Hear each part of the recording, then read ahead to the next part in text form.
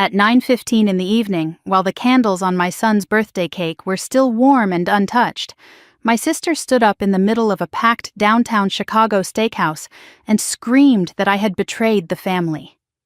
Crystal glasses rattled. A server froze mid-step with a tray of filet mignon. My 10-year-old son stared at me like I had just broken something sacred, and all I said, calmly, evenly, almost gently, was, "The reservation was for 12, not 12-ish, not 12 plus, and not on my tab." That was the moment everything shifted. Not when the police cruiser's lights flashed against the restaurant windows, not when my sister's credit card was declined, not when my parents realized I wasn't reaching for mine to fix it. It shifted when I chose not to absorb the chaos. For 10 years, I had been the quiet one, the responsible one, the one who paid to keep the peace.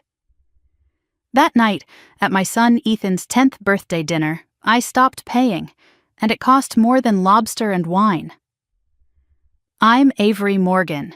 I'm 35 years old, and I run operations for a regional supply chain company in Chicago.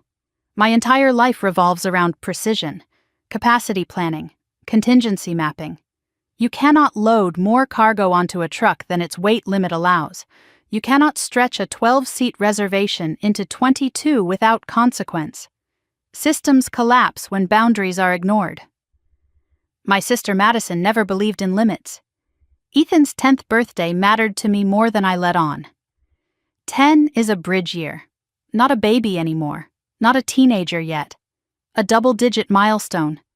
I wanted him to feel celebrated without chaos. That meant structure. That meant control. I booked a private dining space at a high-end steakhouse in River North 3 weeks in advance. 12 seats.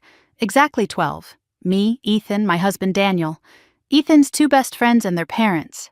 My parents. That was it. 12 chairs, 12 place settings, 12 leather-bound menus. I confirmed the reservation twice. I pre-selected appetizers so the kids wouldn't have to wait. I scheduled the cake presentation for 8:45. I even requested that the head of the table be reserved for Ethan. Because details matter. My sister Madison was not invited, not because I hate her, not because I'm cruel, but because every time Madison attends something I plan, the head count doubles and the bill triples. Madison is 38, the golden child of the Morgan family. Charismatic, loud, always arriving like she's stepping onto a stage. She drives whatever SUV looks impressive that year. She orders without glancing at the price column. She lives champagne on what is very clearly a beer budget. And for 10 years, when that budget ran short, I quietly bridged the gap. A bounced car payment here. A temporary credit card emergency there. A last-minute addition to a dinner reservation that somehow landed on my card. I told myself it was easier. That night was supposed to be different. We arrived at 6:35. Ethan in a navy blazer, hair combed back like he was attending a board meeting. He squeezed my hand as we walked into the restaurant. I remember thinking how tall he looked. The host smiled, then hesitated. "Ms. Morgan," he said carefully, "your party has already begun seating." My stomach dropped. "Already begun seating?" "Yes," he said. "They said they were the Morgan birthday group." I didn't need to ask who. I turned the corner toward the private dining section and stopped cold. There she was, Madison, seated at the head of the table, Ethan's chair, a bottle of red wine already open. Another breathing beside it, a seafood tower rising like a monument in the center. Her husband Greg leaning back like he owned the place. 3 kids glued to their phones. My parents seated comfortably. And Madison's friend Kelsey laughing loudly while snapping photos of the Lobster. 10 additional people. 10. She saw me and threw her arms wide. "Avery, we decided to make it a real family affair." My son was still standing behind me. That was the part that hurt. Not the wine, not the audacity. The way Ethan looked at the table, then at me, and quietly asked, "Where do I sit?" Madison stood up, air-kissed the air near my cheek, and said, "We ordered a couple bottles to get things started. You don't mind, right? It's a celebration." I glanced at the label. $150 a bottle. There were 3. I did the math automatically. I always do. Madison, I said evenly, this reservation was for 12. Oh, relax, she waved me off. They can squeeze in extra chairs. I told the host it would be fine. We're family. Family. That word has been used as leverage more times than I can count. I stepped aside and quietly asked the host if there was another private space available. He hesitated, then nodded. There's an executive dining room in the back. Perfect, I said. I turned back to the table. Ethan, I said brightly, change of plans, we got upgraded. Madison blinked. I gathered my actual invited guests and walked them through the kitchen corridor into the executive room. It was quieter, smaller, more private, and calm. I handed the manager my corporate card. This covers the executive room only, I said clearly. Separate checks for any other table. He nodded. That was the pivot. Back in the main dining area, Madison kept ordering. Another bottle of wine, 2 lobster entrees, a tomahawk steak, dessert flights, because she believed I would fix it. At 9:15, the check arrived at her table. $1,247. I didn't see the bill drop, but I heard the tone shift instantly. Voices rose, chairs scraped. The manager was summoned. Put it on Avery's card, Madison insisted. The manager explained gently that my party had already closed out separately. That's when she stood up and started shouting. I walked out of the executive room when I heard my name. She was flushed, furious. You're really going to humiliate me over money? She demanded. I looked at the receipt. Itemized, clear, precise. I invited 12 people, I said. You brought 10 uninvited guests and ordered independently. Her husband's card was declined. So was hers. Greg whispered something about overdraft protection. My parents looked stunned. And that's when I said it. The reservation was for 12, not 12-ish, not 12 plus, and not on my tab. The restaurant manager added a mandatory gratuity. Madison accused me of betrayal. She said I was choosing money over family. What she didn't understand was this wasn't about money. It was about pattern, about a decade of small rescues that had grown into entitlement. The police were called when she refused to settle the bill. To avoid escalation, she left her driver's license and phone as collateral while Greg drove across town withdrawing cash from multiple ATMs. The flashing lights outside reflected against the glass like a warning. I didn't gloat. I didn't yell. I went back to the executive room, where Ethan was opening presents and laughing with his friends, and I stayed there, because that room represented something I had never fully protected before, my own peace. We left through the kitchen exit. Madison was still arguing when we drove away. That night, after Ethan fell asleep, Daniel asked quietly, "Are you okay?" I sat at the kitchen table, staring at my phone as messages poured in from family members calling me cold, and for the first time in 10 years, I felt something unexpected, relief. Because the truth was simple. You cannot keep adding weight to a system without collapse. You cannot keep paying for someone else's delusion without funding it. And you cannot stretch a 12-seat reservation into something it was never designed to hold. That night wasn't the end of my family. It was the audit. And audits reveal everything. The next morning, I woke up to 43 unread messages and a silence in my chest that felt almost peaceful.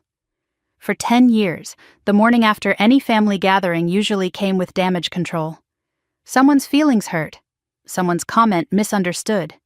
Someone needing money wired quietly before lunch. I had grown used to being the stabilizer, the quiet fixer who absorbed impact before it reached anyone else.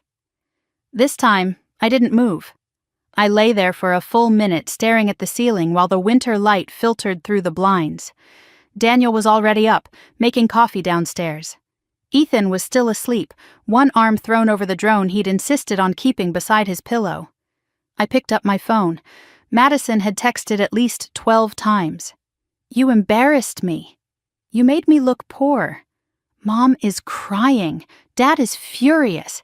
How could you do this on Ethan's birthday?" I read them once, then again. My heart rate didn't spike. That surprised me. For years, her messages had worked like a trigger. Guilt first, then urgency, then the reflex to fix. Not this time. I scrolled further. A message from my mother. Call me, please. Another from my father. We need to talk. And a group chat notification from extended family already buzzing. I set the phone down. Daniel walked in with 2 mugs of coffee and studied my face carefully. Battlefield? He asked. More like fallout, I said. He sat across from me at the kitchen table. You regret it? I considered the question honestly. No, I said. I regret not doing it sooner. That was the first truth I allowed myself to say out loud. At 10:30, my mother called again. I answered this time. Avery, she began, her voice tight. Last night was unnecessary. Was it? I asked calmly. You left your sister stranded. She ordered $1,200 of food without asking. She assumed... Yes, I interrupted gently. She assumed. There was a pause. That's what family does, my mother said softly. We assume we have each other's backs. I leaned back in my chair. Having someone's back doesn't mean financing their denial. Silence stretched on the other end. You humiliated her, my mother whispered. She humiliated herself, I replied. In public, loudly. My father took the phone. You could have covered it and dealt with it privately, he said, his tone firm but not angry. And that would have changed what? I asked. Another year? Another birthday? Another bill? He didn't answer. I continued. Dad, this isn't about the steakhouse. This is about a pattern. 10 years of small rescues. 10 years of over-ordering because she believed I would step in. He exhaled slowly. You've always been the responsible one, he said. Yes, I said quietly. And that doesn't mean I'm responsible for everyone. The line went quiet again. Your sister feels betrayed, my mother said after a moment. I felt used, I replied. That word landed heavier than I expected. Used. Because that was the underlying truth I had avoided naming. Madison had never seen my stability as something I built. She saw it as something available, like a shared account she could tap into without permission. After we hung up, I opened my laptop. There's something grounding about numbers. Spreadsheets don't argue. They don't manipulate. They just calculate. I pulled up Ethan's 529 college savings account. Then I transferred exactly $1,247 into it. The number felt deliberate, intentional. The money that could have evaporated into wine and lobster now sat invested, earning interest for my son's future. I stared at the confirmation screen longer than necessary. Reallocation, not revenge. By noon, the story had started circulating. A cousin texted me a screenshot of Madison's Facebook post. Family isn't about money, it's about loyalty. Imagine inviting your sister to your nephew's birthday and then abandoning her with the bill to make a point. Some people let success turn their hearts cold, no names mentioned. But everyone knew. I didn't comment. I didn't react. I watched. Within an hour, comments began appearing. Oh my gosh, that's awful. Family shouldn't do that. Money isn't everything. Then one reply from Ethan's friend's mother. There were separate tables, that was it, 4 words. But they changed the tone. Because truth doesn't need volume. Madison deleted that comment within minutes. Then she tagged me directly. Care to explain? I stared at the notification. Daniel leaned over my shoulder. You going to respond? He asked. No, I said. Silence is uncomfortable for people who rely on noise. I wasn't playing that game. Around 3 p.m, I received a private message from Greg. I wasn't expecting that. He rarely contacted me directly. Usually he let Madison handle communication. Hey, just wanted to say things escalated fast last night. I didn't realize how high the total would be. I read it twice. I didn't realize. He had ordered the tomahawk steak, the seafood tower, the extra round of drinks. I typed carefully. You ordered without asking. That's not escalation, that's choice. 3 dots appeared, then disappeared. Finally, We're in a tight spot financially. Didn't want it to go that far. There it was. The crack in the performance. How tight? I asked. Long pause. Cards are maxed. Overdraft fees hit this morning. Mortgage payments due next week. I sat back slowly. For years, Madison's lifestyle had been polished. Designer labels, weekend brunch photos, subtle hints about being comfortable. Now the curtain was lifting. I didn't respond immediately. Instead, I asked a simple question. Why did you assume I would pay? No dots appeared this time. That question lingered unanswered. Around 5 p.m., Madison called. I almost didn't pick up, but I did. You're enjoying this, aren't you? She demanded. Enjoying what? Watching me scramble. Watching everyone talk about it. I'm not watching, I said calmly. I'm at home. You knew we didn't have that kind of money. Then you shouldn't have ordered it. You've always covered before. There it was. Not accusation, expectation. Yes, I said, and that was my mistake. She went quiet. You made me look poor, she said finally. You made yourself look reckless, I replied. She started crying then. Not dramatic sobbing. Real tears. I didn't want Kelsey to think we couldn't afford it, she whispered. The truth slipped out almost accidentally. You ordered wine to impress your friend? I asked softly. I didn't want to look small. I closed my eyes for a second. This wasn't about hunger or celebration. It was about image. Madison, I said carefully, looking wealthy and being stable are not the same thing. You think you're better than me? She snapped suddenly. No, I said. I think I plan better than you. That silenced her. For years, she had confused my calm with judgment. It wasn't superiority, it was structure. You could have just helped me quietly, she said again, circling back. And then what? I asked. Christmas? Next birthday? Another surprise? She didn't answer. Because she knew. After we hung up, Daniel found me standing at the window staring at the Chicago skyline. You okay? He asked. She didn't want to look small, I said. He nodded slowly. That's expensive, he replied. The next morning, I learned their SUV payment had bounced. 3 days later, the leasing company repossessed it. The illusion wasn't just cracked, it was collapsing. My father called again that evening. We didn't know it was this bad, he admitted quietly. Did you ask?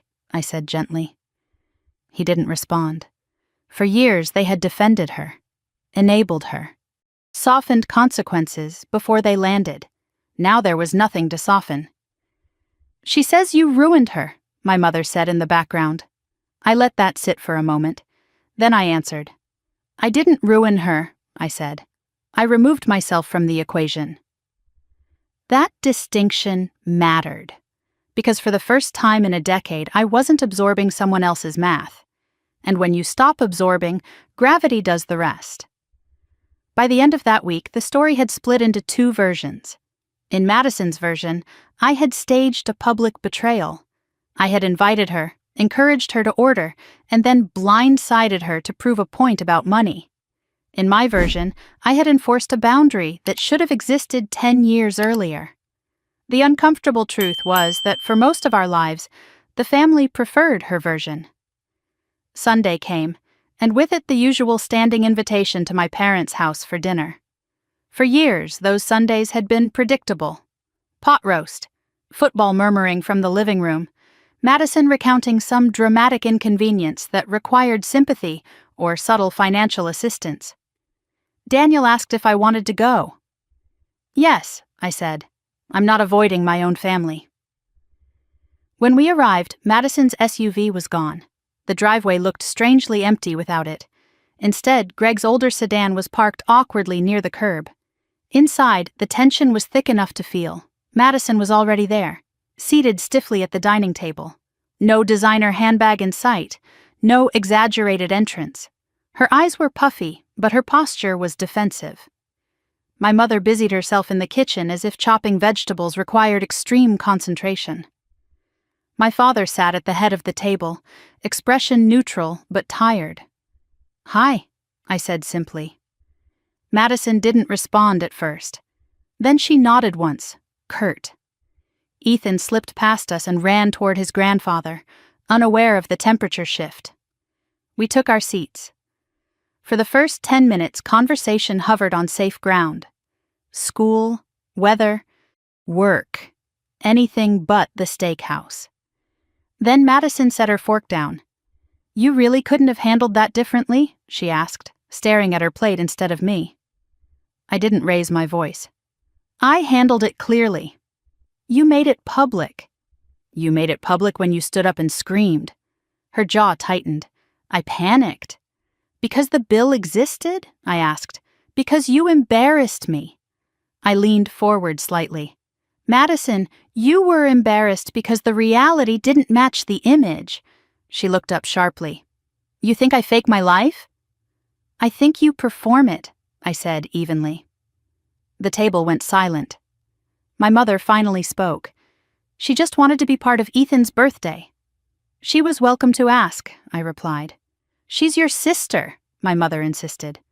"And I'm her sister," I said, which means she could have picked up the phone instead of showing up with 10 extra people. Greg cleared his throat. "I thought you knew," he said quietly. "Knew what?" I asked. "That we were coming." "I didn't," I replied.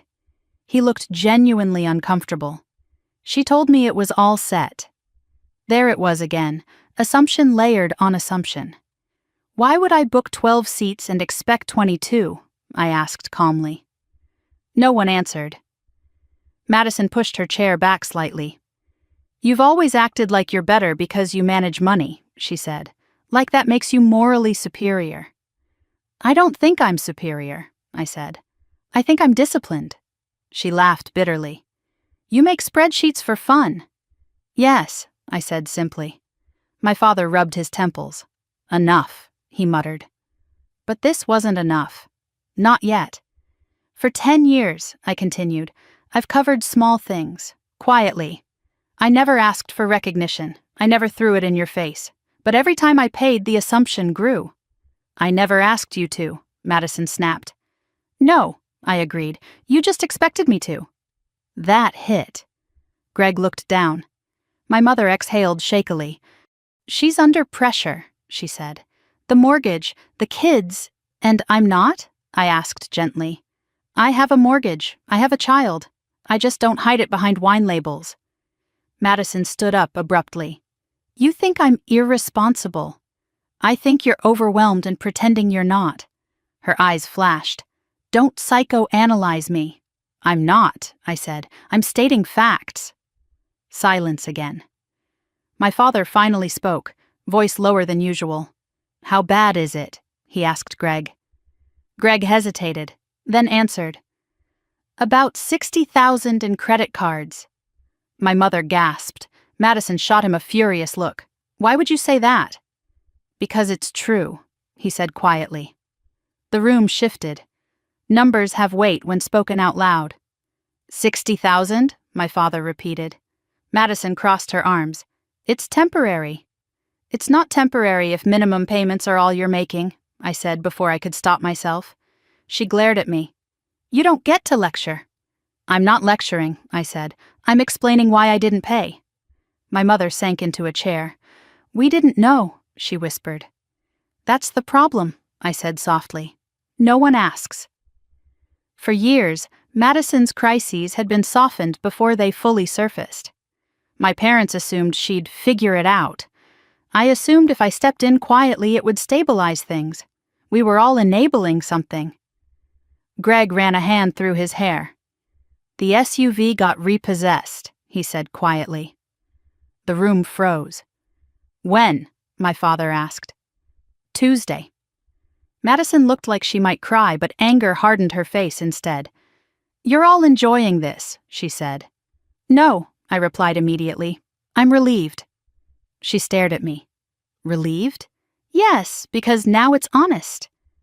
That word hung there. Honest. No more curated Instagram posts. No more staged brunches. No more pretending overdraft notices didn't exist. Honesty is uncomfortable, but it's stable. My father leaned back slowly. "We tried to help," he said to Madison. "You didn't help," she shot back. "You spoiled." He flinched slightly. "That's not fair," my mother whispered. "It is," I said gently. "Rescuing isn't the same as helping." Madison sank back into her chair. "You think this is some grand lesson?" she asked me. "No," I said. "It's a reset." "For you," she snapped. "For all of us." She stared at the table. Greg finally looked at me directly. "What would you have done?" he asked. "If it had been me." I considered carefully before answering. "I would have asked," I said. "For money?" "For clarity," I corrected. "Before ordering anything, before showing up." Madison shook her head. "You'd never understand the pressure." "Try me," I said quietly. She hesitated. Then something unexpected happened. Her shoulders dropped. "I didn't want to look like I was falling behind," she admitted. "Behind who?" I asked. "You," she said flatly. The admission landed heavier than the credit card debt. "I never competed with you," I said. "You didn't have to," she replied. Silence again. For the first time, I saw something different in her expression. Not entitlement. Fear. "My kids think we're rich," she said. "I didn't want them to know." Greg squeezed her hand. "They know now," he said gently. That was the first moment that didn't feel like a fight. It felt like reality settling. My father stood slowly. "We're not paying this off," he said firmly. Madison looked up, startled. "You're not?" "No," he said. "We can't." The golden child safety net had finally thinned. Madison's eyes moved to me. "You happy?" she asked. "No," I said honestly. "But I'm not fixing it." She looked away. Dinner continued awkwardly, but calmer. No one raised their voice again. When we left, Madison didn't hug me, but she didn't accuse me either. That was new. In the car, Daniel glanced over at me. "You good?" "I think so," I said. "How does it feel?" "Like gravity," I replied. "Because when you stop holding something up, it doesn't explode. It simply falls to where it was always headed. And sometimes, that's the only way to rebuild." That night, I checked Ethan's college fund again. The numbers hadn't changed much in a week, but the direction had.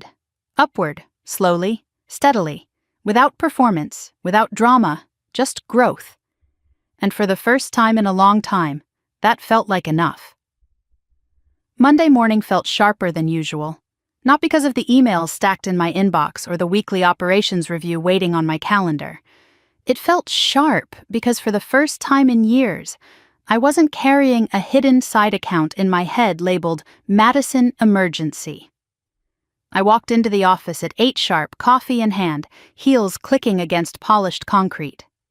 Sterling Supply Group runs on timing.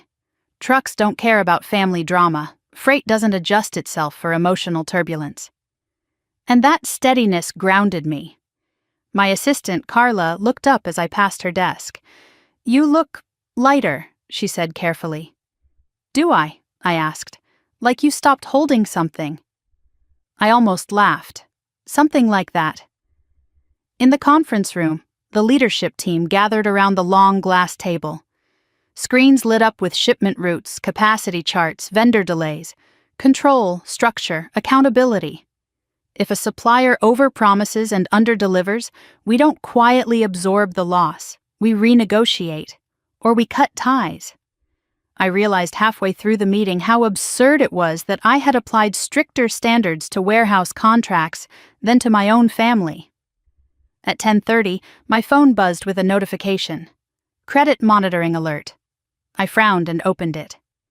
New inquiry on Madison Morgan's account. I hadn't subscribed to her credit monitoring. Then I remembered. 2 years ago, when she refinanced the SUV, she had used me as a co-signer for a temporary bridge loan.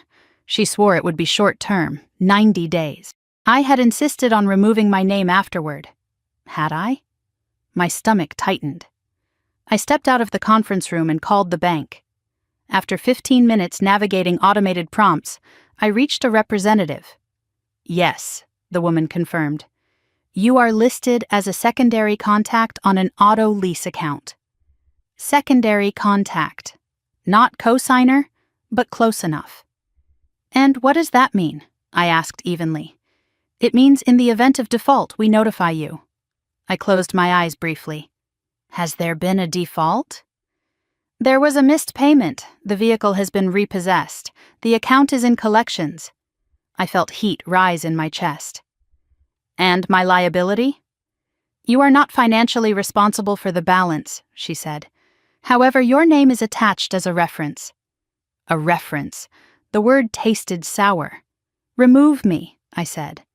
That will require the primary account holder's authorization. Of course it would.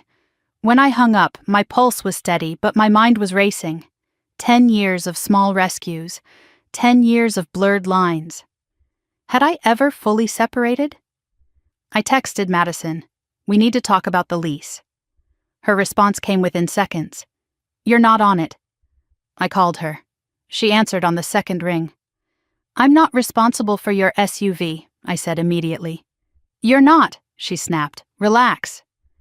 I'm listed as a secondary contact. Silence. That's just paperwork, she said finally. It's not just paperwork, I replied. It's access. You're not paying anything. That's not the point, she sighed loudly. You're being dramatic. I almost laughed at that. I'm being precise, I said. Remove my name. It's already in collections, she muttered. That's your issue. You act like I did this to you. You attached me to your debt, I said calmly, without clarifying. She went quiet. I didn't think it mattered, she said finally. That sentence crystallized everything. She didn't think it mattered. My name, my credit, my boundaries. I kept my tone even. It matters. Another silence. Fine, she said. I'll call them. I want confirmation. You don't trust me, she shot back. No, I said simply. That answer hung there. Then she hung up. Back in the conference room, I resumed the meeting as if nothing had happened. But inside, something clicked into place. This wasn't just about money, it was about assumption, assuming access, assuming backup, assuming rescue. At lunch, Daniel called. You sound tense, he said. I'm still tied to the SUV lease. What? Secondary contact, collections. He let out a slow whistle. Do you owe? No. Then what's the issue? The issue is she didn't think it mattered. He was quiet for a moment. You're untangling more than you realized, he said finally. He was right. Boundaries aren't a single sentence at a restaurant. They're an audit. And audits uncover hidden attachments. That afternoon, I pulled up every document I had signed in the last decade. Bridge loan agreements, temporary guarantor forms, short-term assistance transfers. I wasn't legally exposed beyond that secondary contact. But emotionally, deeply. At 4 p.m., Madison texted. They said it takes 30 days to remove a reference. Send me the confirmation email, I replied. She didn't respond for 20 minutes. Then a forwarded message appeared. I scanned it carefully. 30-day review. Not immediate removal. I called the bank again. This form requires signature from both parties, the representative explained. Then I want it sent to me directly, I said. I forwarded the form to Madison. Sign it tonight. You don't have to bark orders, she replied. This isn't an order, it's protection. For yourself or for me? She shot back. For both of us. She didn't respond. That evening, my father called. She's stressed, he said gently. She's responsible, I corrected. She says you're distancing yourself from the family. I'm separating finances, I said. Not love. There was a long pause. You always were the practical one, he said. And she always knew that, I replied. He didn't argue, because he knew. After dinner, Ethan sat at the kitchen island building a small Lego drone attachment. Mom, he asked casually. Yes? Are you mad at Aunt Madison? I paused. I'm firm, I said. What's that mean? It means I'm not yelling, but I'm not bending. He nodded thoughtfully. Like when I want extra screen time? Exactly, I said. He grinned. Boundaries, he declared proudly. I smiled. Yes, boundaries. Later that night, Madison finally signed the form. No message attached, just a scanned signature. It felt transactional, which for once was fine. As I closed my laptop, I realized something important. For years, I thought saying no would fracture the family. But what actually fractured it was pretending yes meant nothing. Systems fail quietly before they collapse loudly. The steakhouse wasn't the explosion, it was the exposure. And exposure, while uncomfortable, is honest. In bed, Daniel turned toward me. You okay? He asked softly. I think I'm finally untangling, I said. He brushed a strand of hair from my face. You don't have to carry everyone. I know, I replied, but knowing and doing are different. That night, I slept deeply. No rescue plans forming in the background. No mental math calculating how to absorb someone else's shortfall, just quiet. Because when you remove your name from someone else's debt, financial or emotional, you reclaim more than money. You reclaim space. And space, I was learning, is where peace begins. The first flying monkey arrived on Tuesday afternoon. Her name was Aunt Lorraine, and she had perfected the art of emotional diplomacy long before I was old enough to recognize it. She called at 3:14 p.m., right as I was reviewing freight projections for the next quarter. Avery, sweetheart, she began in a tone soaked with concern. What on earth happened at that restaurant? I muted my laptop microphone and leaned back in my chair. Which version did you hear? I asked calmly. The one where you left your sister with a bill she couldn't pay, Lorraine replied. In front of police. She ordered food she couldn't afford, I said. That's the version that matters. Lorraine sighed dramatically. She said you invited her. I didn't. She said you knew she was coming. I didn't. She said you encouraged her to order. I almost laughed. I was in a separate dining room. Silence. Well, Lorraine said carefully, family doesn't keep score like that. I'm not keeping score, I replied. I'm keeping boundaries. There was a faint clicking sound as she adjusted her phone. You've always been strong-willed, she said. And she's always been shielded, I answered. Lorraine didn't like that. She's struggling. I know. Then why not help her quietly? Because quietly became permanently, I thought. Instead, I said, because helping without change isn't help. She inhaled sharply. You're sounding very cold. No, I said. I'm sounding very clear. The conversation ended with polite tension. That was the first wave. The second came through text messages from cousins I hadn't spoken to in months. Is it true you made Madison cry in front of the kids? Kids cry when reality hits, I replied. You've changed, one wrote. No, I typed back. I stopped compensating. The narrative was spreading, but something interesting was happening alongside it. Not everyone agreed with Madison. One cousin messaged privately. Honestly, she always orders like someone else is paying. Another wrote, I've covered her tab before too. Patterns are invisible until someone refuses to participate. Wednesday night, Madison sent me a long message. You've turned everyone against me. I read it twice before replying. I didn't say a word publicly. That's worse, she answered. It makes me look guilty. I stared at that. Silence, apparently, was more threatening than argument. You made your own post, I replied, because I had to defend myself. From what? I asked. From you humiliating me. I typed slowly. I didn't humiliate you. I declined to pay. She didn't respond for several minutes. Then, you've always judged me. That accusation landed softer this time. I've always calculated, I typed. Not judged. She called immediately. Why are you like this? She demanded. Like what? So rigid, so structured, so superior. I'm not superior, I said. I'm disciplined. Same thing. No, I said calmly. Discipline is internal, superiority is comparative. She scoffed. Listen to you, corporate robot.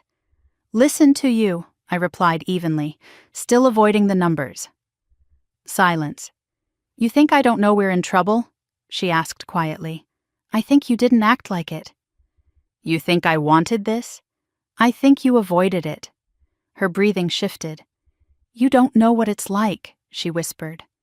What? I asked gently. To feel like you're constantly behind. Behind who? Behind you. The same confession from Sunday resurfaced. I'm not competing, I said softly. You don't have to, she replied. You always win. That stung more than I expected. I'm not winning, I said. I'm planning. She laughed bitterly. You plan like you expect disaster.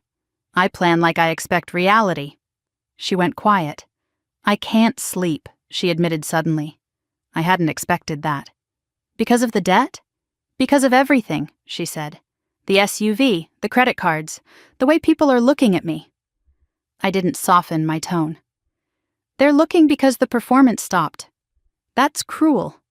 It's honest. She exhaled slowly. I didn't mean to drag you into the lease, she said. That's not the point, I replied. You didn't think it mattered. She didn't argue. Did you really put that money into Ethan's college fund? She asked suddenly. Yes. How much? $1,247. She laughed weakly.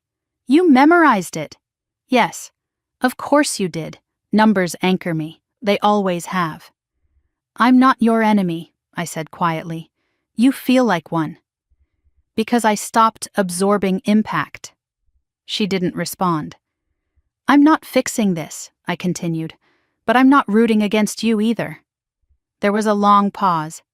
Everyone keeps telling me to ask you for help, she said. And? I don't want to. That surprised me. Why? Because then you'd be right. The honesty startled both of us. I don't need to be right, I said. I need you to be stable. She swallowed audibly. Greg's picking up overtime, she said. We canceled the kids' summer camp. Those were real consequences. Have you called a debt counselor? I asked. No. Why not? Because that makes it official. It already is, I said gently. Silence again. I hate that you're calm, she muttered. Why? Because it makes me feel chaotic. That was the most truthful thing she had said all week. Calm isn't superiority, I said. It's preparation. She didn't reply. Thursday morning, my mother texted. She hasn't eaten much. Guilt tried to creep in, but I shut it down. Has she met with a financial advisor? I replied. You're impossible sometimes, my mother answered. No, I typed. I'm consistent. Friday afternoon, an email notification popped up. From the bank. Reference removal approved. 30 days had shrunk to 5. I forwarded the confirmation to Madison. No comment attached. She responded an hour later. Got it, that was all. Short, clean. No accusation, no sarcasm. Saturday came quietly. No dramatic phone calls, no social media posts. The storm had moved from public spectacle to private reckoning. That evening, Daniel and I sat on the couch after Ethan went to bed. You're holding steady, he observed. I have to, I said. For her? For me, he nodded. You don't sound angry anymore. I'm not, I admitted. What are you? Tired of pretending. He leaned his head back against the cushion. You know what's interesting? He said. What? You didn't destroy anything. I considered that. Madison's SUV was gone. Her credit cards were maxed. Her social media had gone quiet. But I hadn't caused any of that. I had simply stepped aside. I didn't push the domino, I said slowly. I just stopped holding it upright. That night, Madison texted again. We met with a debt advisor today. I stared at the message for a long moment. And? It's worse than I thought. There was no defiance in that sentence, just fatigue. Next step? I typed. Budget restructure, snowball plan, no more dining out. I almost smiled. That sounded familiar. You can do that, I wrote. It's going to take years, she replied. Stability does, I said. 3 dots appeared. Then, I hate that you're right. I didn't respond, because being right was never the goal. Being finished with quiet rescue was. When I turned off the lights and climbed into bed, the house felt balanced. Not because everything was fixed, but because for the first time I wasn't holding anyone else's financial gravity in my hands. And when you let go of weight that was never yours to carry, your spine straightens. Not in arrogance, in relief. Thanksgiving arrived earlier than I expected. Not on the calendar, but emotionally. For years my parents had hosted. Madison arrived fashionably late with an expensive bottle of wine she never paid for. I brought the side dishes and quietly handled whatever gap appeared between expectation and reality. This year, I offered to host. Not as a power move, not as revenge, but because I wanted the environment controlled, predictable, structured. My mother hesitated when I suggested it. "Are you sure that's a good idea?" she asked. "Yes," I said simply. "What about your sister?" "She's invited," I replied, "under the same rules as everyone else." There it was again, rules. That word used to irritate Madison. It used to sound accusatory, now it sounded necessary. 2 days before Thanksgiving, Madison called.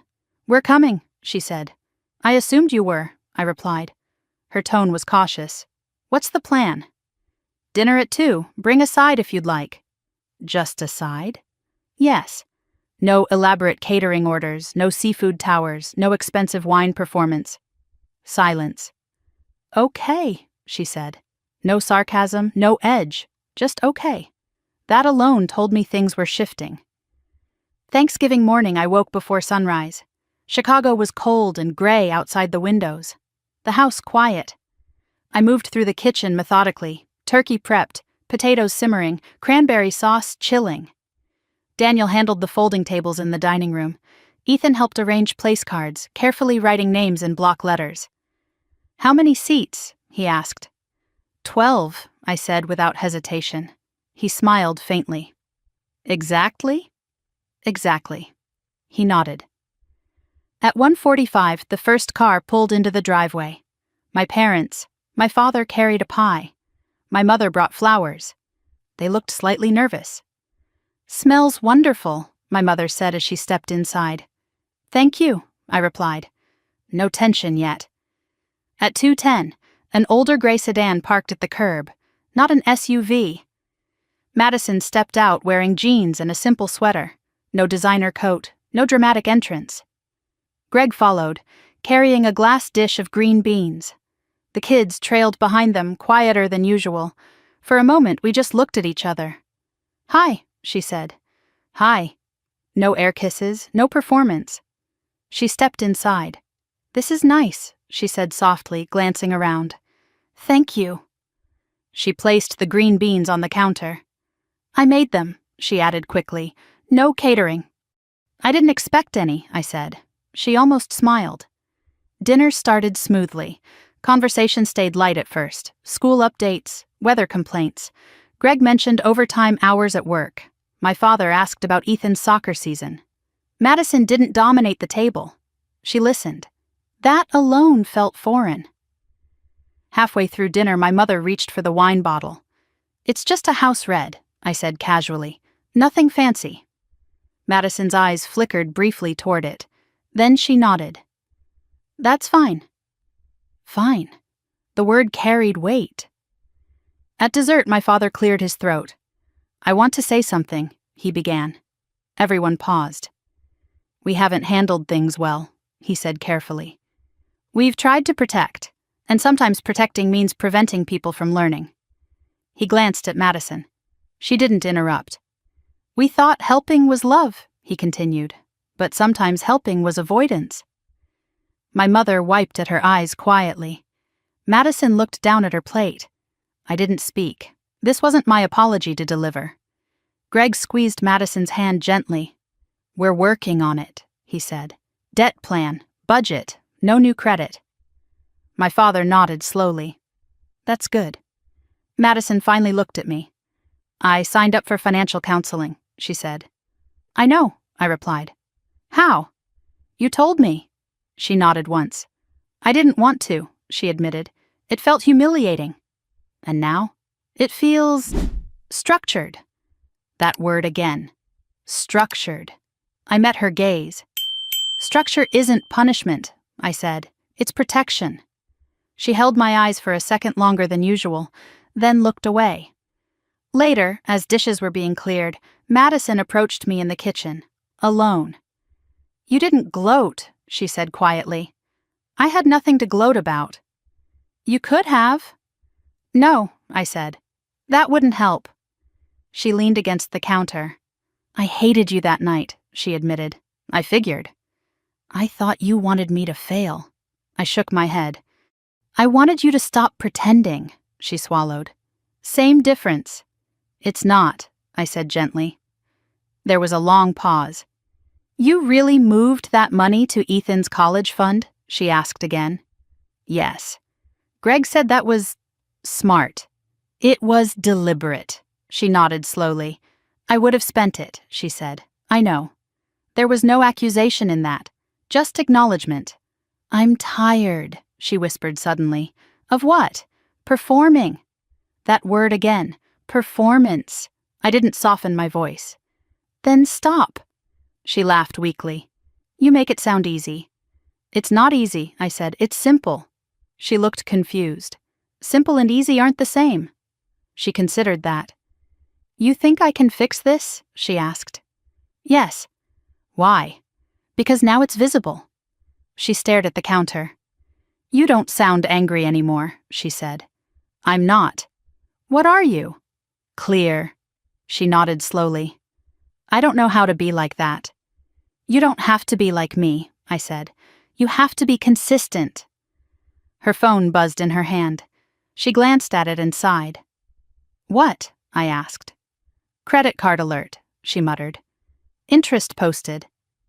I didn't flinch. Call the counselor, I said. She nodded. Later, as everyone gathered coats, Madison lingered by the door. This was different, she said. Yes. In a good way? Yes. She hesitated. I'm not apologizing, she said. I'm not asking you to. She looked relieved and irritated at the same time. I'm trying, she added. That's enough. She studied my face. You're not rescuing me, she said. No. And you're not cutting me off. No. What is that? Boundary, I said. She exhaled slowly. That word again. Yes. She stepped out into the cold evening air. Greg nodded at me as he passed. Thanks for hosting, he said. You're welcome. After the door closed, Daniel wrapped an arm around my shoulders. That went better than expected, he murmured. Yes, I agreed. Not perfect, but honest. Ethan wandered into the kitchen. Aunt Madison was quiet, he observed. Yes. Is that good? Sometimes, I said. He nodded thoughtfully. Boundaries? He declared again. I smiled. Yes, boundaries. Later that night, after the house was quiet and the leftovers packed away, I sat alone at the kitchen table. No raised voices, no emergency transfers, no flashing police lights, just stillness. The steakhouse had been loud, public, explosive. This was quiet, private, stabilizing. I realized something then. Revenge is loud, correction is quiet. And what happened at that steakhouse wasn't revenge. It was correction, the first visible one. Thanksgiving ended without drama, without a scene, without a bill landing like a bomb. And for the first time in years, family dinner didn't feel like a negotiation. It felt like gravity had finally settled where it belonged. The real test didn't come at Thanksgiving. It came 3 weeks later, in a parking lot outside a discount furniture warehouse on the edge of the city. I wasn't planning to be there. I had just finished a vendor audit across town and decided to cut through an industrial side road to avoid traffic. The lot was half full, rows of mismatched couches and scratched dining tables visible through dusty windows. And there she was. Madison stood beside the gray sedan, Trunk open, arguing softly with Greg, while a store employee hovered nearby with a dolly. I almost kept driving. Almost. But something made me slow down. Not curiosity, not superiority, just recognition. This wasn't the steakhouse version of my sister. No heels, no leather bag, no air of performance. She was wearing sneakers and a worn coat, holding a tape measure in one hand. I parked a few spaces away. For a moment, I sat inside my car, debating. Then I stepped out. She saw me almost immediately. The flicker in her eyes wasn't anger this time, it was embarrassment. "Hey," I said simply. "Hey," she replied. Greg nodded politely. "What are you doing here?" she asked. "Shortcut," I said. "You?" She gestured toward the warehouse. "Dining table." I glanced inside. Mismatched inventory. Discount tags taped crookedly to wood that had seen better days. "Our old one was leased," she added quickly. "Turns out that wasn't a great idea." I didn't react. Leased furniture. Of course it was. "Return policy?" I asked. 30 days, she said. "Cash only." That sentence told me more about her current reality than any Facebook post ever had. The store employee cleared his throat. "You want the oak one or the laminate?" he asked. Madison looked at Greg. Greg looked at the price tags. Laminate was half the cost. Oak looked better. She hesitated. That hesitation used to be followed by a glance in my direction, a silent calculation of whether I'd absorb the difference. This time, she didn't look at me. "Laminate," she said. Greg nodded. The employee wheeled it toward the register. I leaned against my car casually. "How's the plan going?" I asked. She exhaled slowly. "Budget's brutal." "Specific?" "No eating out, no Amazon, no new clothes, no vacations." I waited. "Credit cards frozen," she added. "Greg cut them up." That surprised me. "You let him?" I asked. She gave a faint half smile. "I asked him to." Progress doesn't announce itself loudly. It shows up in small, uncomfortable decisions. The employee returned with paperwork. "Total is $286, he said.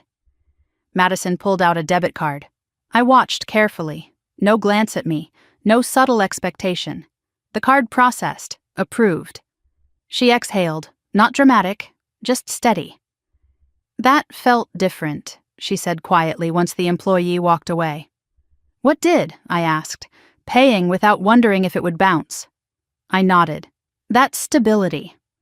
She studied the laminate table being loaded into the trunk. "It's not glamorous," she muttered. "It's yours," I said. She didn't argue. Greg secured the trunk and looked at me. "Thanks for not making it weird," he said. "I'm not here to supervise," I replied. Madison shot him a look. "She thinks you are," he teased gently. She rolled her eyes but didn't deny it. "Old habits," she admitted. We stood there awkwardly for a moment. "You going to tell Mom you saw me here?" she asked suddenly. "No." "Why not?" "It's not a secret." She nodded slowly. "I used to hate that you always seemed calm," she said. "You've said that before." "I thought it meant you didn't feel anything." "That's not what calm is," I replied. "What is it?" "Preparation." She considered that. "I never prepared," she said. "I know. And you never stopped me." That one landed. "I thought you'd learn on your own," I admitted. She snorted softly. "Clearly not." We both glanced at the trunk again. "Laminate won't last forever," she said. "It doesn't have to," I replied. She looked at me. "Are you always this steady?" "No," I said honestly. "I just don't show the wobble." That surprised her. "You wobble?" "Yes." "When?" "The night at the steakhouse," I said. "When Ethan asked where he was supposed to sit." Her face tightened. "I didn't think about that," she whispered. "I know." Silence stretched between us, not hostile, just heavy. "I'm sorry about that part," she said finally. It wasn't a full apology, but it was specific, and specific matters. "Thank you," I said. She nodded once. Greg opened the car door. "We should go," he said gently. Madison lingered a second longer. I don't want to need you, she said quietly. I don't want you to, I replied. She studied my face like she was searching for sarcasm. There wasn't any. I'll call you, she said. For what? I don't know, she admitted. Something normal. I almost smiled. Okay. They drove away slowly, the laminate table barely fitting inside the sedan. I stood there for a moment longer, not triumphant, not vindicated, just observant. That afternoon she texted, table fits, barely. Good, I replied. Then another message. First time I bought something without wondering if you'd bail me out. I stared at that one. And? Scary, but also solid. That word again. Not glamorous, not flashy, solid. That night, Daniel listened as I told him about the warehouse. You didn't offer to upgrade it? He asked lightly. No. Did you want to? I thought about that. Yes, I admitted. Why didn't you? Because upgrading it would delay the lesson. He nodded slowly. You're not punishing her. No. You're letting her feel weight. Yes. Weight isn't cruelty. It's consequence. Later that week, Madison called again. I almost ordered takeout tonight, she confessed. What stopped you? I asked. I imagined the steakhouse receipt. I almost laughed.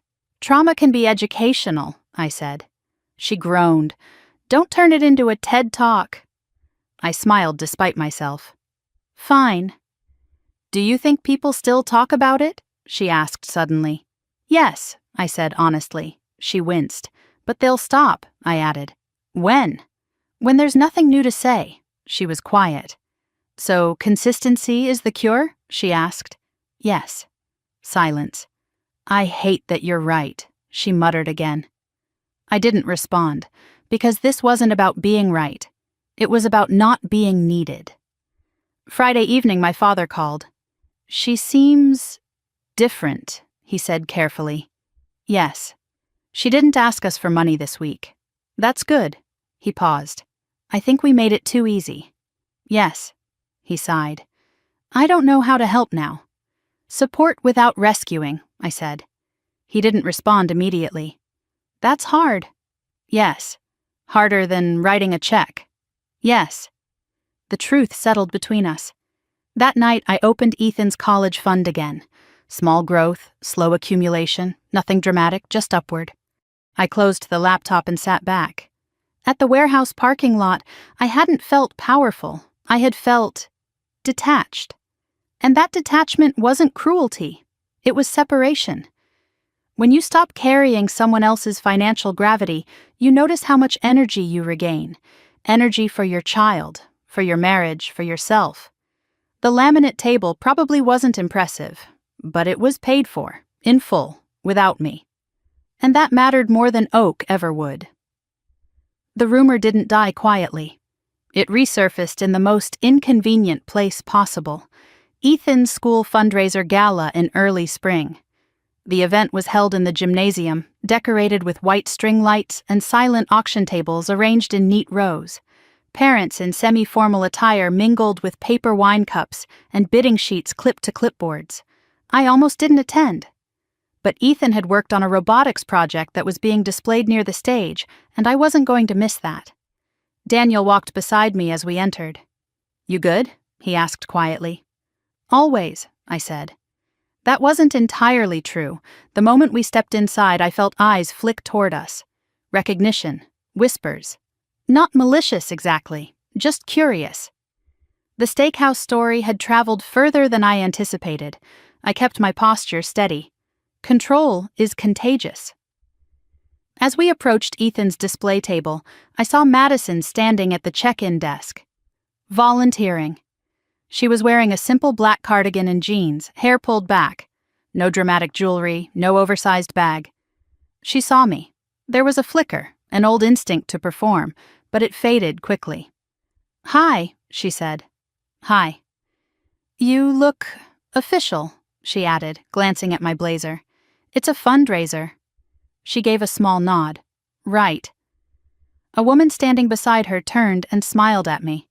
You're Avery, right? She asked. Yes. I heard about that birthday dinner, she said lightly. Separate checks, right? The word landed softly but clearly. Separate checks.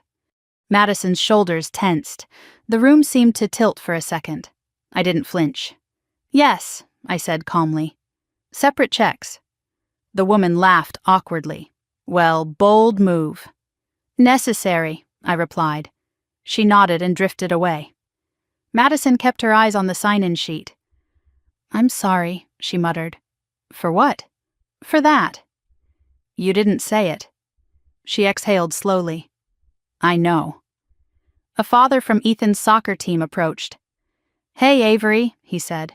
Your son's project is impressive. Thank you. He hesitated.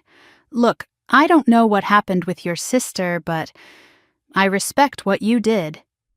Madison heard that. Her hand paused mid-signature. Respect? She echoed quietly once he walked away. Yes, she swallowed. I thought everyone thought you were cruel. Some probably do, I said. And that doesn't bother you? It used to. She finally looked at me directly. What changed? I stopped trying to control the narrative. That unsettled her more than I expected. Across the room, Ethan was explaining his robotics project with animated excitement. I watched him gesture toward wires and motors, completely unaware of adult reputations hovering nearby. That's what matters, I said softly. Madison followed my gaze. He looks confident, she observed. He is. You didn't shield him from what happened? No. Why? Because shielding teaches fragility. She frowned slightly. I thought protection was good. It is, I said. But overprotection builds illusion. Her jaw tightened subtly. She understood that better now. Halfway through the evening, the school principal approached the microphone to thank volunteers. And a special thanks to Madison Morgan for coordinating check-in tonight, he said. Applause rippled politely. Madison blinked in surprise. She hadn't expected public acknowledgement. It wasn't glamorous, but it was earned. I clapped. She glanced at me again, confused by the lack of sarcasm. Later, while browsing silent auction items, a woman leaned toward me. She handled that dinner situation badly, she whispered conspiratorially. I heard she tried to make you pay. Yes, I said evenly. I can't imagine doing that to my sister. People do strange things under pressure, I replied. The woman nodded. Well, you stood your ground. Good for you. She walked away. Madison was watching from across the table. She approached cautiously. They think I'm irresponsible, she said. Some do. And you're fine with that? I'm fine with accuracy. She let out a short breath. That's brutal. No, I said. It's stable. She folded her arms loosely. I'm not used to people not defending me. I'm not attacking you. That's worse, she said quietly. I studied her for a moment. You want me to contradict them? I don't know, she admitted. Then figure out why. She looked genuinely puzzled. I thought you'd enjoy this. Enjoy what? Being right, I shook my head. This isn't about right. It's about pattern. She glanced at Ethan again. He doesn't look embarrassed, she said. He's not. Why? Because he saw consistency. That word again. Consistency. It's boring. It's repetitive. It's powerful. A group of parents gathered near the dessert table. One of them called out lightly, Hey, Avery, no surprise guests tonight, right? Laughter. Soft. Not cruel. Just referencing the story. Madison stiffened again. I raised an eyebrow slightly. 12 seats, I said calmly. Always. More laughter. The joke passed. It didn't linger. That was the moment I realized something important. The story had become anecdote, not scandal, and anecdotes fade when there's no new chaos to fuel them. After the fundraiser wrapped, Madison lingered near the exit. Do you think this will follow me forever? She asked. No. When does it stop? When there's a longer record of stability than instability. She processed that slowly. So I just keep showing up? Yes. And don't order lobster? I almost smiled. Especially don't order lobster. She huffed a faint laugh. I really thought you'd cave that night, she admitted. I know. You always did. Yes, she hesitated. Why didn't you this time? I thought about Ethan's face again, because he deserved better. Because I needed him to see me not bend, I said finally. She nodded once. That makes sense. We walked toward the parking lot together. Not side by side exactly, but not opposed. People think I lost that night, she said suddenly. You did, I replied gently. She stopped walking. That's honest. Yes. And you think that's good? Yes. She stared at the asphalt for a moment. I've never lost publicly before, she admitted. That's why it mattered. She absorbed that. Do you ever feel like you're constantly bracing? She asked. Yes. For what? For other people's impact. And you're not now? No. She looked at me with something like envy. That must feel light. It feels quiet, I corrected. Greg pulled the sedan around. She opened the door, then paused. I didn't correct them, she said quietly. Who? The parents. About what? The story. I waited. I just said I learned a lot that night. I nodded. That's accurate. She closed the door and drove away. In the car, Daniel glanced at me. That went better than I expected, he said. Yes. She didn't explode. No. She didn't deflect. No. He smiled faintly. That's growth. Yes. Later that evening, I sat at the kitchen island while Ethan finished homework. Mom? He asked. Yes? Why do people keep mentioning my birthday? I didn't sugarcoat it. Because it was loud. Was it bad? It was uncomfortable. Are you mad about it? No. Is Aunt Madison? She was. And now? She's learning. He nodded thoughtfully. Like when I forget homework and have to fix it myself? Exactly, he smiled. Boundaries, he said again. Yes. That word no longer felt defensive. It felt foundational. Before bed, I checked my email. A short message from Madison. Thanks for not adding fuel tonight. I stared at it, then replied. Thanks for not lighting it. She responded almost instantly. I'm trying. I believed her. Because growth doesn't arrive with fanfare. It shows up in restraint, in quiet check-in desks instead of loud restaurant tables, in laminate dining tables instead of leased oak, in volunteering instead of performing. The rumor wasn't dead, but it wasn't alive either. It was fading, because without repetition, stories lose oxygen, and without oxygen, drama suffocates. That night, I slept easily, not because everything was perfect, but because nothing was spiraling. And for the first time in a long time, stability felt contagious. 6 months after the steakhouse, Madison showed up at my front door holding a banker's box. Not a casserole, not a gift bag, a cardboard box filled with paperwork. It was a Tuesday evening. I had just finished cleaning up after dinner when the doorbell rang. Ethan was upstairs finishing a math worksheet. Daniel was in the living room, half watching a news segment about rising interest rates. I opened the door. She looked different again, not defeated, focused. Can I come in? She asked. I stepped aside. She carried the box to the kitchen island and set it down like it weighed more than paper. What's that? I asked. My life, she said flatly. I didn't laugh. She opened the lid. Credit card statements, bank printouts, budget worksheets, a yellow legal pad filled with handwritten calculations. You said consistency cures reputation, she began, but numbers cure denial. I leaned against the counter. Okay, I need you to look at this, she said. That sounds like supervision. It's accountability, she corrected. I studied her face. No sarcasm, no manipulation, just determination. Daniel stepped into the kitchen quietly and gave me a questioning look. I nodded once. He stayed, leaning against the doorway. Madison spread out the statements in organized stacks.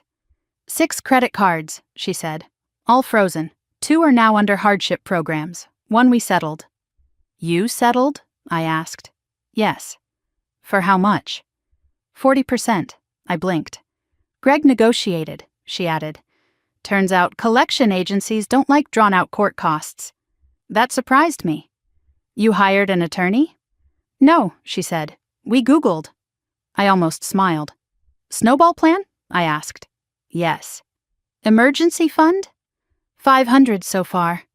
That wasn't much, but it was something. She flipped open the legal pad. Monthly income after overtime, she said. Subtract mortgage, utilities, food, gas, debt payments, there's no margin. Then cut deeper, I said. She bristled slightly. We already cut everything. Then increase income. She stared at me. Like what? What skills do you have? I used to do event marketing. Use it, she hesitated. Freelance? Yes. She looked overwhelmed. I'm already tired. I know. Silence. I didn't come here for criticism, she said quietly. I'm not criticizing, I replied. I'm diagnosing. She exhaled slowly. You really do treat everything like logistics. Yes. And that works for you. Yes. She rubbed her forehead. I don't know how to think like that. You don't have to think like me, I said. You just have to stop thinking like you did. That stung. I saw it. But she didn't shut down. Instead, she nodded once. Okay. Daniel stepped forward slightly. You want coffee? He asked her. She blinked, surprised. Sure. He poured 3 cups. She took hers carefully. I've never sat at this counter without something blowing up, she said quietly. That's new, I replied.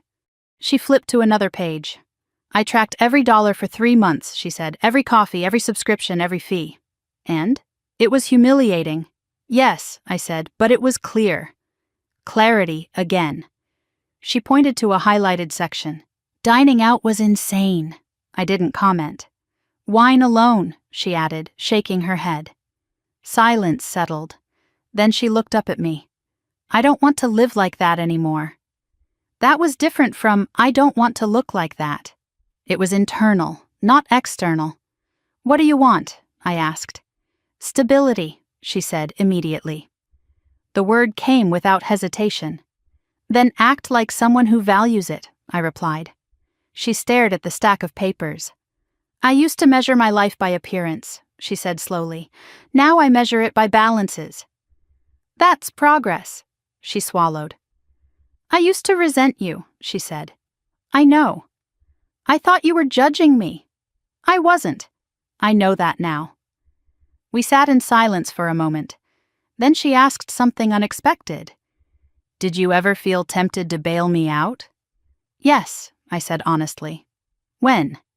That night at the restaurant, when the police showed up. She winced. God. I almost reached for my card, I admitted. Why didn't you? Because Ethan was watching. She closed her eyes briefly. I hate that that's what made it stick. It wasn't just him, I said. It was me. She studied me carefully. You look calmer, she observed. I am. Because I'm not draining you? Yes, she nodded. That's fair. Greg texted her. She glanced at the screen. Kids are doing homework, she said. We told them the truth. About what? The debt. I raised an eyebrow. How'd that go? Awkward, she said, but they didn't panic. Kids handle reality better than adults, I replied. She gave a faint smile. Apparently. She closed the banker's box halfway. Mom asked if you're still mad, she said. I'm not mad. What are you? Resolved. She considered that. Is that permanent? Yes. She nodded slowly. That's scary.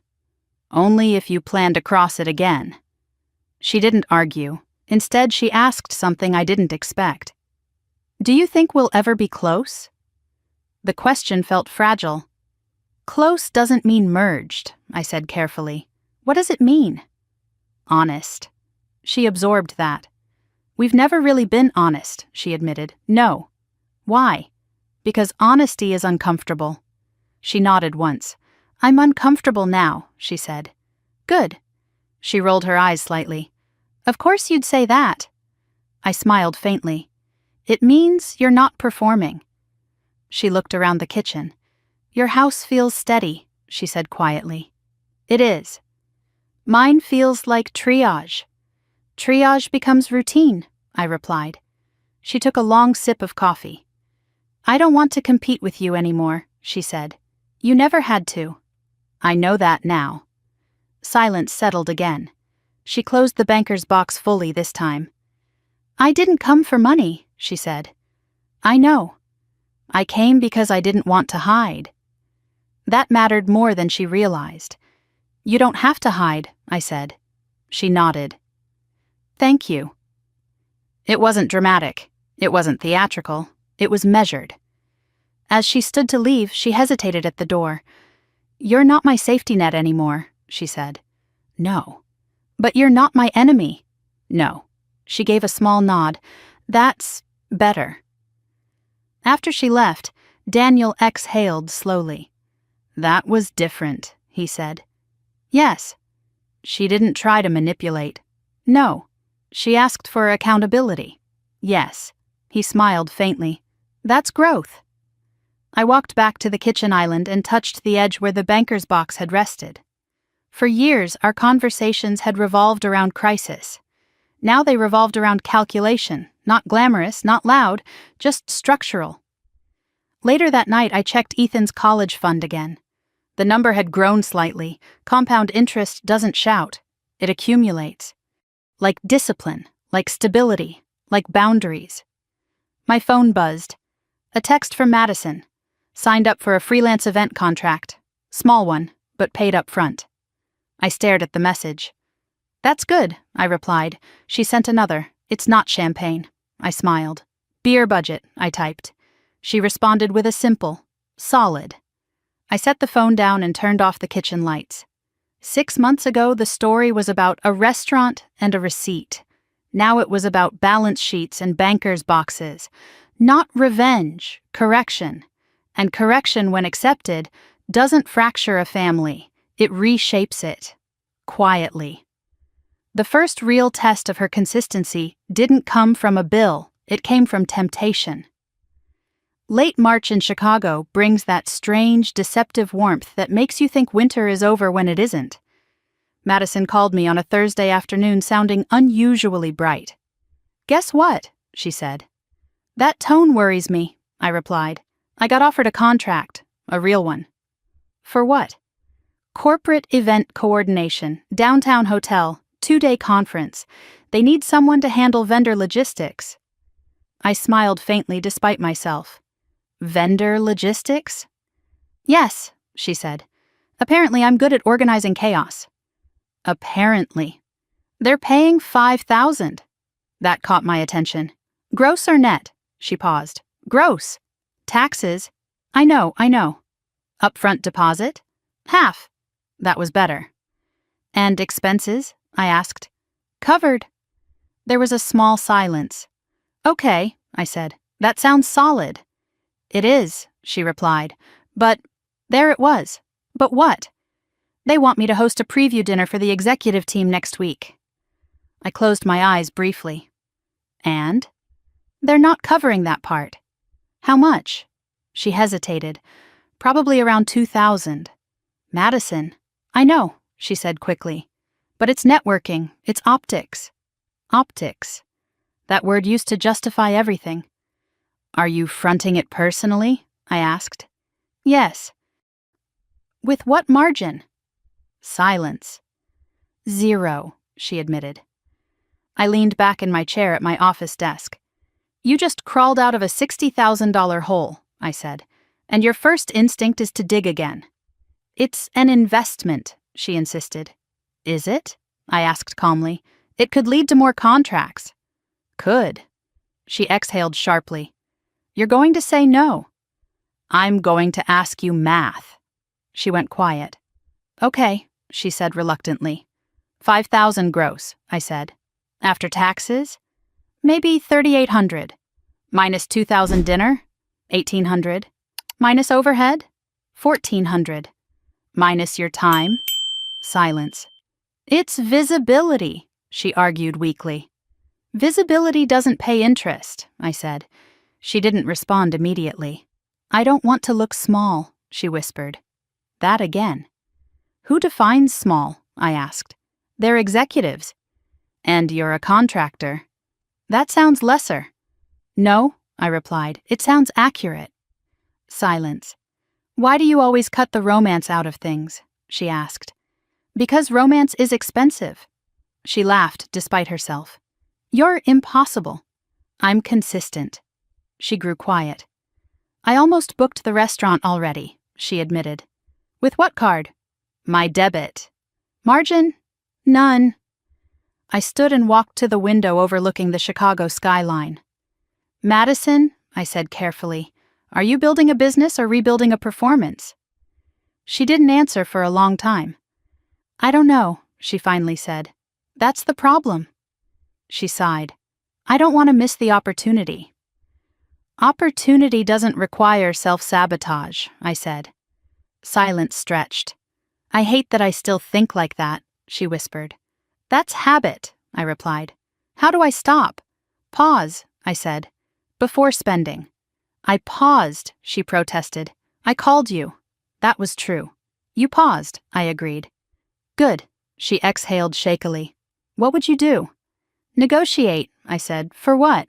For partial coverage. Or host something within your margin. They'll think I'm cheap. Or disciplined. She scoffed softly. You really think executives respect discipline? Yes. More than Lobster? Yes. Silence again. I almost ordered Lobster, she muttered. I smiled faintly. Of course you did. Why does that feel like validation to me? She asked quietly. Because it used to signal success, I replied. And now? It signals debt. She groaned. This is exhausting. Yes, I said. Growth is. There was a long pause. I'm going to call them, she said finally. Now? Yes. Good. Stay on the phone? No. She blinked through the silence. You don't want to listen? No, I said gently. You don't need a supervisor. She was quiet. Okay, she said. She hung up. I stood at the window for several seconds longer than necessary. It would have been easier to say, I'll cover the dinner. Just this once.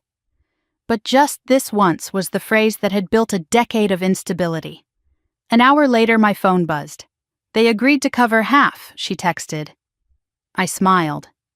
And I'm hosting it at a mid-range spot.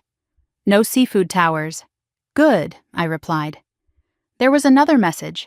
I almost said yes to the full thing. I know, I typed. She sent a final one. This feels different. How? Like I'm choosing not to impress. I stared at that. That's growth, I wrote. That evening, Daniel noticed the shift in my mood. She didn't blow it? He asked. No. She negotiated? Yes. He smiled. That's new. Yes. Later that week, Madison called again. The dinner's tomorrow, she said. Nervous? Yes. About what? That they'll judge. They might. Helpful. Judgment isn't fatal, I said. Embarrassment feels like it. It isn't. She was quiet. You really didn't reach for your card that night? She asked suddenly. At the steakhouse? Yes. I almost did. She inhaled sharply. What stopped you? The idea that if I paid, nothing would change. She was silent for several seconds. Thank you, she said quietly. For what? For not paying. The simplicity of that surprised me. You're welcome, I replied. The next evening she sent a photo. A modest private room at a hotel restaurant. Clean, professional, no excess. Looks normal, she wrote. Normal is stable, I replied. She didn't respond. An hour later, another message. It went well. They didn't blink at the venue. Good. They signed a follow-up contract. For how much? $7,000. I leaned back in my chair and exhaled slowly. That's solid. She sent one more message. No lobster. I laughed out loud. That night, as I sat at the kitchen island reviewing quarterly reports, I realized something. The test had shifted. It wasn't about refusing to pay anymore. It was about refusing to enable risk disguised as opportunity.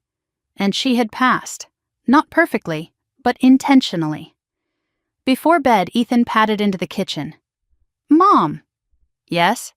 "Is Aunt Madison coming to my soccer game Saturday?" "I think so." "Is she going to be loud?" "Probably less loud than before." He nodded thoughtfully. "Good." "Why?" "Because it's distracting." I smiled. Boundaries ripple. They don't just protect finances, they protect focus. As I turned off the lights and climbed into bed, my phone buzzed one last time, from Madison. "I didn't need you tonight."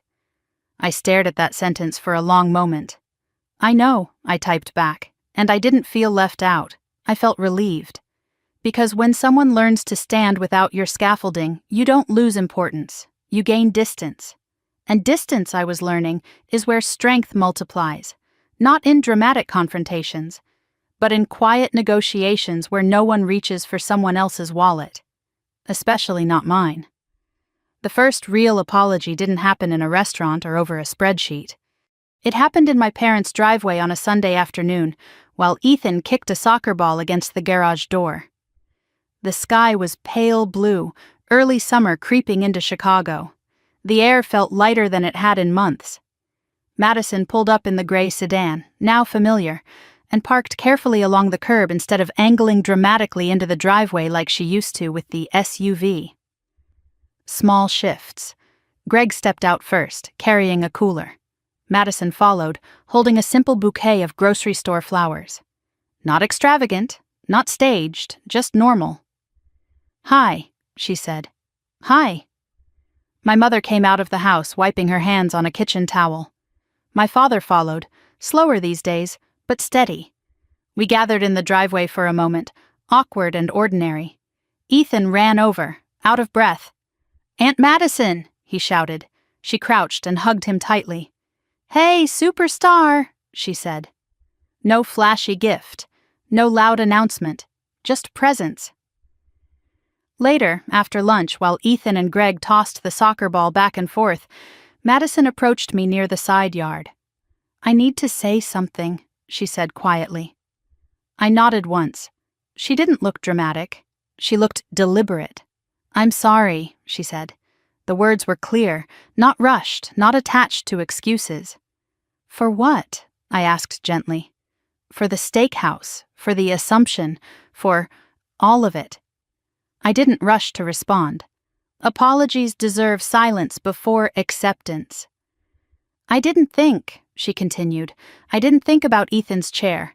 I didn't think about the bill. I didn't think about you." She swallowed. "I thought about image."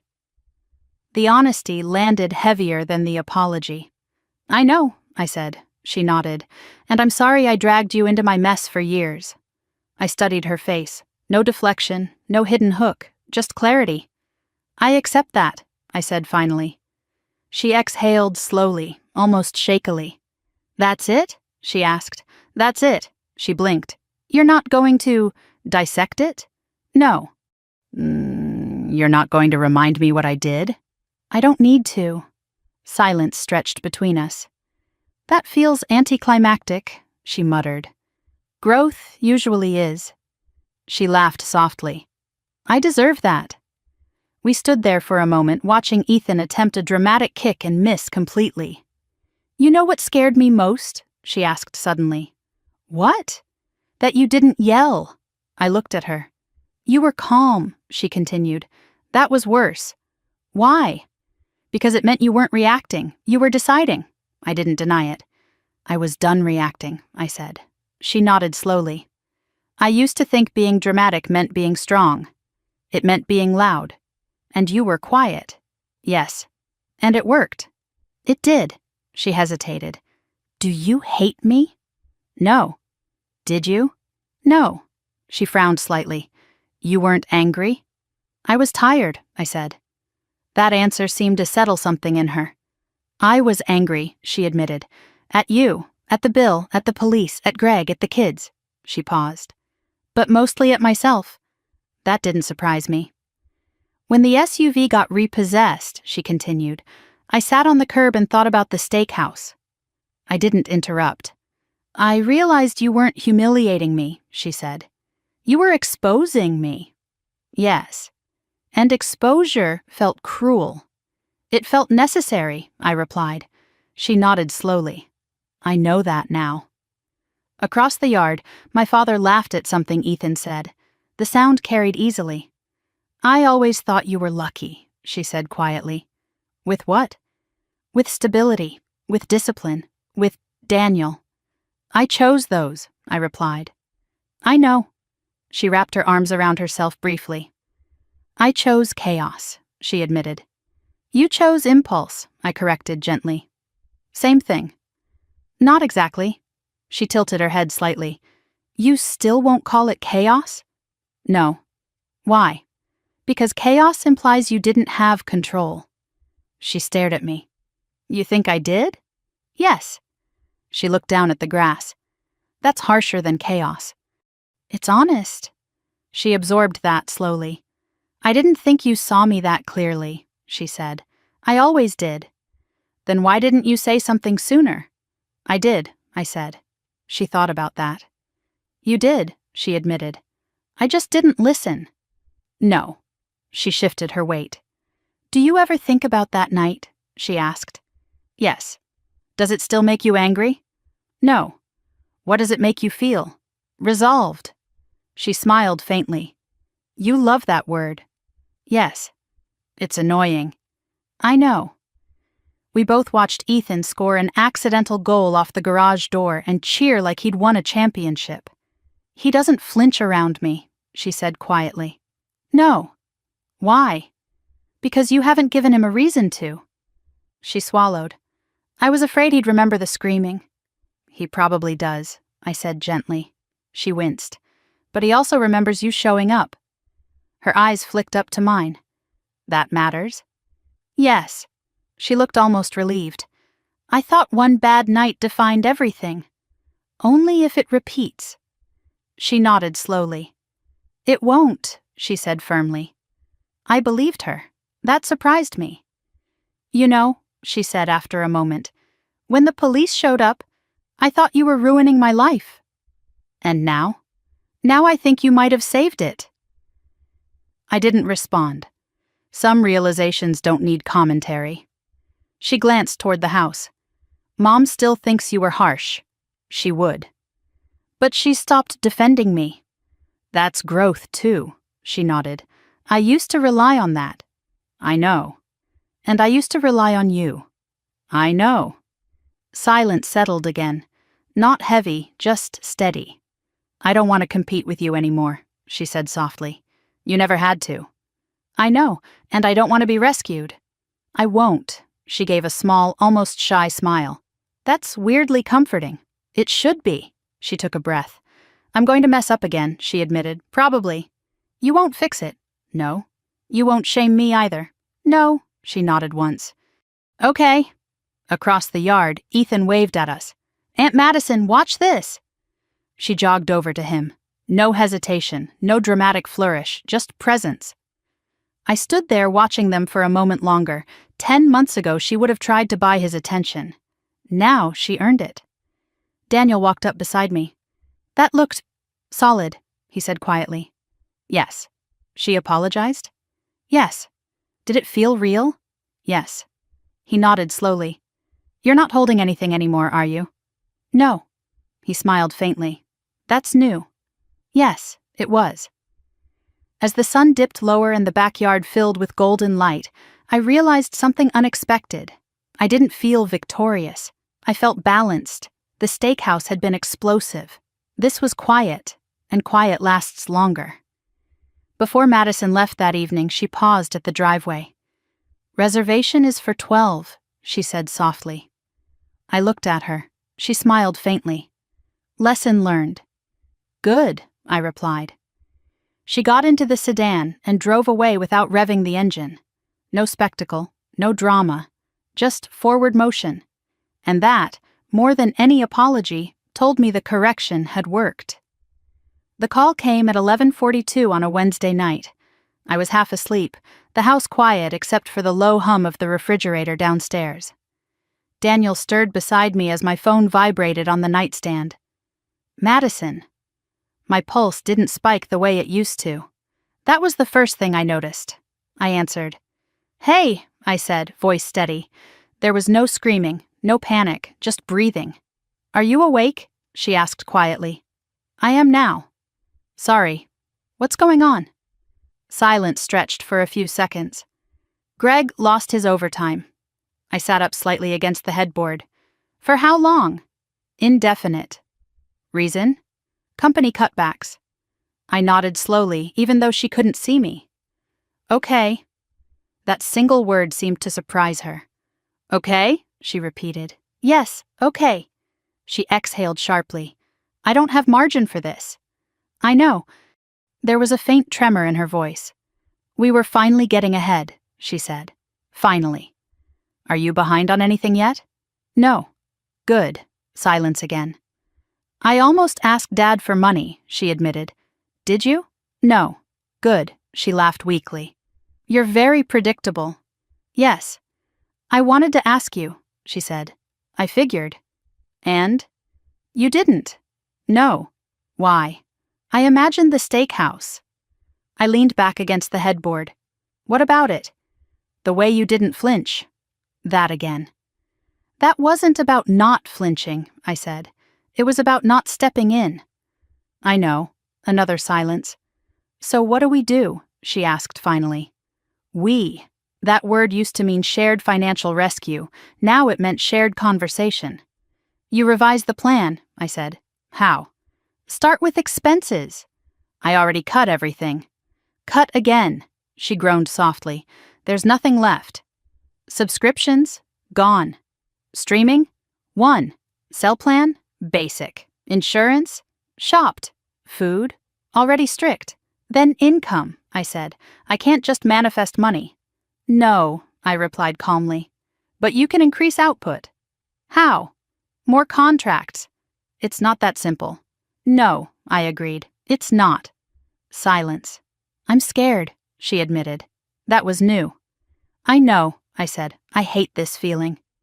What feeling? That I'm one unexpected expense away from drowning again. I closed my eyes for a moment. That feeling is honest, I said. It's exhausting. Yes, but you're not drowning, I added. Not yet. You're aware. She didn't respond immediately. I used to numb this with spending, she whispered. I know. Wine, shopping, dinners. I know. I don't have that option now. No. And that's loud. What is?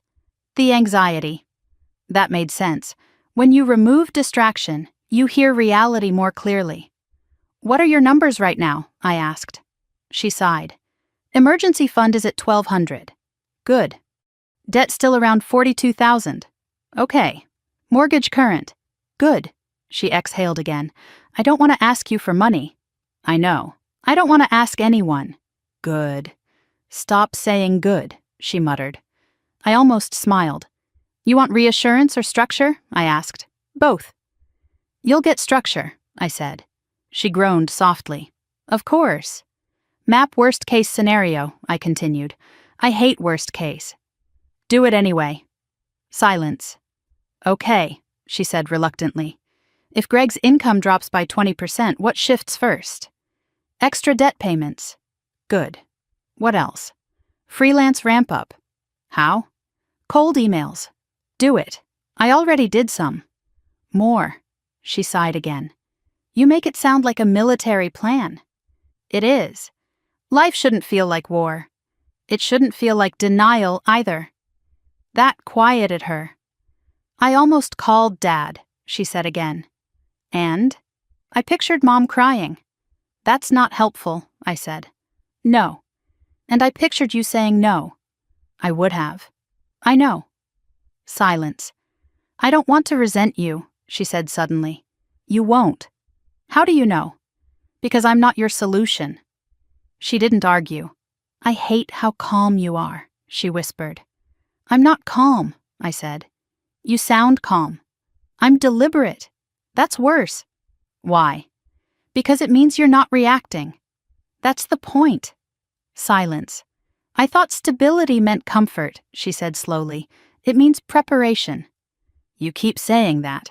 Because it's true. She was quiet for a long moment. Greg's asleep, she said finally. Why are you up? I couldn't stop calculating. That's good. No, it's not. It is, I said. It means you're engaged. I feel like I'm bracing. Yes. For what? For impact. That's exhausting. Yes. But that's what you've always done, isn't it? She asked. I paused. Yes. And you don't look tired. I am, I admitted. But I don't look it. She went silent again. I used to think you were lucky, she said softly. With what? With not worrying. I almost laughed. I worry constantly. Then how do you function? I plan. Silence. That's not romantic, she muttered. No. But it's solid. Yes. The word again. Solid. Okay, she said finally. Tomorrow I'll rework the spreadsheet. Good. Stop, I smiled faintly. You called me, I reminded her. I know. And I didn't give you money. No. And you're still on the phone. Yes. That's progress. She was quiet. You know what's weird? She asked. What? I don't feel abandoned. That's because you're not. You're not rescuing me. No. But you're not walking away. No. She let that sit. That's new. Yes. There was a long pause.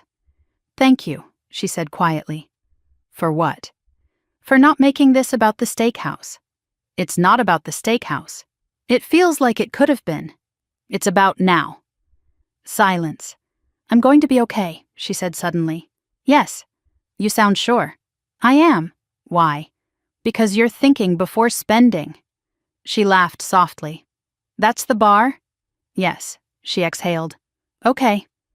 We stayed on the phone a few minutes longer, not talking much, just breathing. When she finally hung up, the house was silent again. Daniel shifted beside me. Everything okay? He murmured. Yes. She asking for money? No. He nodded sleepily. That's good. Yes, I whispered. Good. Not dramatic, not glamorous, just good. The next morning I woke up tired but steady. There was no emergency transfer, no frantic Venmo request, just a text from Madison, spreadsheet updated, sending 5 more cold emails today. I stared at it for a moment, then replied, solid. She sent back a single thumbs-up emoji, simple, contained, not champagne, not crisis, just effort. And effort, I was learning, is louder than panic when it's consistent. That night, as I closed my laptop after reviewing Ethan's 529 account, still growing slowly, steadily, I realized something. The real shift wasn't that she stopped spending recklessly. It was that she stopped looking for someone else to absorb the hit. And when that changes, everything changes. Not in fireworks, in quiet. And quiet is sustainable. The SUV came back into the story the day the leasing company called me by mistake. It was a Friday afternoon. I was finishing up a vendor contract review when my office line lit up with an unfamiliar number. This is Avery Morgan, I answered. Ms. Morgan, we're calling regarding the outstanding balance on the vehicle previously registered under Madison Morgan and Gregory Hale. My grip on the receiver tightened slightly. I'm not financially responsible for that vehicle, I said evenly. We're aware, the woman replied. Your name was previously listed as a secondary contact. We're updating records following the repossession auction. Auction. So it had gone that far. I was removed from that file weeks ago, I said. Yes, she confirmed. This is simply procedural. The vehicle sold at auction below remaining balance. How much below? I asked before I could stop myself. There was a brief pause as she clicked through screens. 12,000. I closed my eyes briefly. Thank you, I said calmly, and hung up. I didn't call Madison immediately. That would have been the old instinct. Jump in, warn her, brace.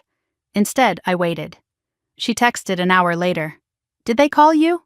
Yes. Silence. Then, we knew it would sell low. How much? I typed. 12,000. So she knew. And? We're negotiating a settlement. Good, I replied. There was a longer pause this time. I keep thinking about that steakhouse bill, she wrote. In what way? If you'd paid that night, I would have still believed someone would absorb the SUV. I read that twice. Probably, I answered. She sent another message. It's humbling to realize how far denial stretches. Yes. I waited for accusation. It didn't come. Instead, another text. Greg said something last night. What? He said we were living like inheritance was guaranteed. That hit. There was no inheritance, just assumptions. What did you say? I asked. I said we were living like Avery was inheritance. The honesty startled me. And now, I typed, now we're living like no one is. I leaned back in my office chair and let that settle. That was the shift. For years, she had lived as if rescue was predictable. Now, unpredictability was reality. That evening, she called. We're meeting with the leasing company Monday, she said. Okay. They offered a payment plan. Terms? 4 years. Interest? Low. Can you manage it? Yes. I paused. Then do it. You're not going to analyze it? You already did. She exhaled softly. That feels strange. What does? Making a decision without expecting you to dissect it. I almost smiled. You can handle it. Can I? Yes. She went quiet. I'm tired of proving you right, she muttered. You're not proving me right, I said. You're proving yourself stable. She let that sit. Monday came and went without drama. No frantic messages, no requests. Just a short text at 5:30 p.m. settlement signed. Payment manageable. Good, I replied.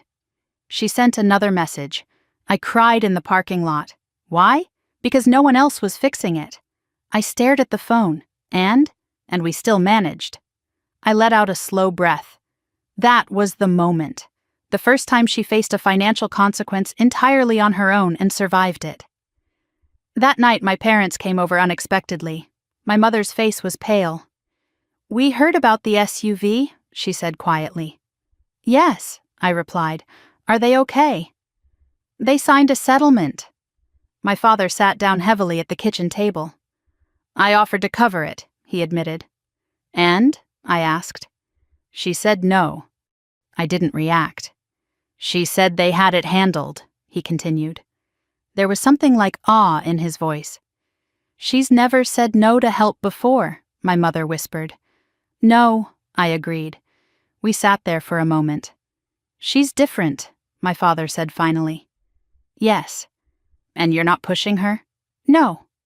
You're not advising. Only when she asks.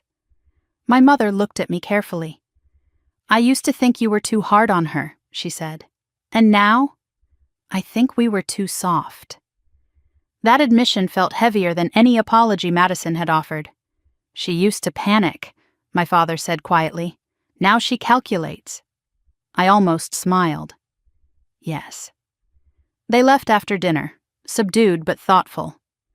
Later that week, Madison came by with Greg. Not with paperwork this time, with a folded sheet of paper. What's that? I asked. Budget projection, she said. She laid it on the kitchen counter. 4 years mapped out. Debt decreasing steadily. Emergency fund rising slowly. Income projections conservative. No sudden windfalls, no dramatic jumps. Just steady reduction. You did this? I asked. Yes. No color coding? She rolled her eyes slightly. I'm not you. I looked at the numbers. It wasn't elegant, but it was realistic. You accounted for interest fluctuations? I asked. Yes. Medical emergencies? 3,000 buffer in year 2. Kids' activities? Scaled. She watched my face carefully. Well, it's solid, I said. She exhaled slowly. Solid, she repeated. Yes. Greg stood quietly beside her. We argued about this for hours, he said, but we stayed within the numbers. That's discipline, I replied. Madison leaned against the counter. I thought discipline meant restriction, she said. It means alignment. With what? With reality, She nodded slowly. I keep replaying that night in my head, she admitted. The screaming? Yes. And? I see myself now, and I cringe. That's growth, I said. It's embarrassing. Yes. But I don't feel angry at you anymore. That's good. I feel grateful. I didn't respond immediately. Gratitude used to be currency she spent carelessly. Now it felt earned. Don't be grateful, I said finally. Be consistent. She laughed softly. You really don't let up. No. She grew quiet again. You know what's strange? She asked. What? I don't miss the SUV. I raised an eyebrow. You loved that thing. I loved what it signaled. And now? I like not worrying about the payment. That mattered more than she realized. Greg nodded slowly. It was leased furniture on wheels, he said. Madison groaned. Don't start. I smiled faintly. Laminate is underrated, I said. She laughed. The sound wasn't sharp or defensive. It was lighter. When they left, I stood in the doorway watching the gray sedan pull away. No spectacle, no revving engine, just forward motion. I went back inside and opened Ethan's college fund again. The number had grown steadily. Not dramatically. Just predictably. Compound interest, compound discipline, compound boundaries. That night, as I sat at the kitchen table alone, I thought about something Madison had said. We were living like Avery was inheritance. That line echoed. I had never meant to be safety net. But I had allowed it. And allowance creates expectation. Expectation creates dependency. Dependency creates resentment. The steakhouse had been loud. The SUV had been expensive. But the real correction was quiet. It was in settlement papers signed without my name, in budgets drawn without my oversight, in parents offering rescue and hearing no, in a sister who finally understood that stability isn't inherited, it's built. And once built, it doesn't need to be flashy, it just needs to hold. That night, for the first time in a long time, I didn't think about what might collapse. I thought about what was finally standing on its own. The post went up on a Sunday afternoon. I wasn't expecting it. I was folding laundry in the living room when my phone buzzed repeatedly with notifications. At first, I ignored them. Family group chats had a way of reigniting minor things into unnecessary debates. Then Daniel walked in, holding his own phone. Have you seen this? He asked carefully. Seen what? He handed me the screen. Madison had posted. Family isn't about who pays the bill. It's about who shows up when you fall. I've learned some hard lessons this year about loyalty and pride. Sometimes the people you think will protect you choose to expose you instead. But exposure can feel like betrayal when you're not ready to face yourself. Growth hurts. But I'm grateful for the wake-up call. No names, no tags. But the undertone was clear. I read it twice, then a third time. My pulse didn't spike. That surprised me. She didn't attack you, Daniel said quietly. No. But she positioned herself as wounded. Yes. The comments were already stacking up. You're so brave. Family can be cruel. Proud of your growth. Then one that made me pause. Sometimes tough love is the only love that sticks. That one had more likes than the others. Interesting. I didn't comment. I didn't react. But 10 minutes later, my phone rang. Madison, I answered. You saw it, she said. Yes. You're not mad? No. Silence. You're not going to respond? She asked. No. Why? Because it's your narrative. She exhaled slowly. I didn't name you. I know. I wasn't blaming you. I know. She hesitated. I was trying to explain. To who? To myself. That was honest. It reads like ambiguity, I said gently. I didn't know how to write it without sounding defensive. You don't have to write it at all. She was quiet for a long moment. I didn't want people thinking you destroyed me. Did I? No. Then why clarify? She sighed. Because I used to think you did. That caught me off guard. And now? Now I think you interrupted me. That was different. Interrupted what? I asked. My illusion. I leaned back into the couch. That's accurate, she gave a small, tired laugh. People keep asking if we're okay, she said. Are we? Yes. Then that's enough. I wanted to control the narrative, she admitted. You always have. I don't want it to define me. It won't. How do you know? Because you stopped repeating it. Silence again. Mom texted me, she said. What did she say? She asked if I was shading you. Were you? No, I believed her. I don't want to fight you publicly, she said. I don't want to fight you privately. She let that sit. I don't regret the post, she added quietly. You don't have to. But I regret that I needed it. That made more sense. Sometimes closure needs words, I said, even if they're messy. Yes. She was quiet. Are you sure you're not mad? She asked again. I'm not. What are you? Steady. She laughed softly. You're impossible. I'm consistent. She exhaled. Okay. After we hung up, I set my phone down and went back to folding laundry. Daniel watched me carefully. You're not bothered? He asked. It's not escalation, I said. She still frames it like you exposed her. I did. That doesn't sting? No. Why? Because exposure isn't cruelty. He nodded slowly. Do you think she posted to test you? Probably. And? I didn't bite. That was the shift. Months ago, I would have felt compelled to correct, to clarify, to defend. Now I felt detached. Later that evening, my father called. She didn't mean to criticize you, he said immediately. I know. She's trying to process. I know. She's embarrassed. That's not fatal. He was quiet. She's changed, he said. Yes. You have too. Yes. Less reactive. Yes. More deliberate. I almost smiled. That's accurate. He hesitated.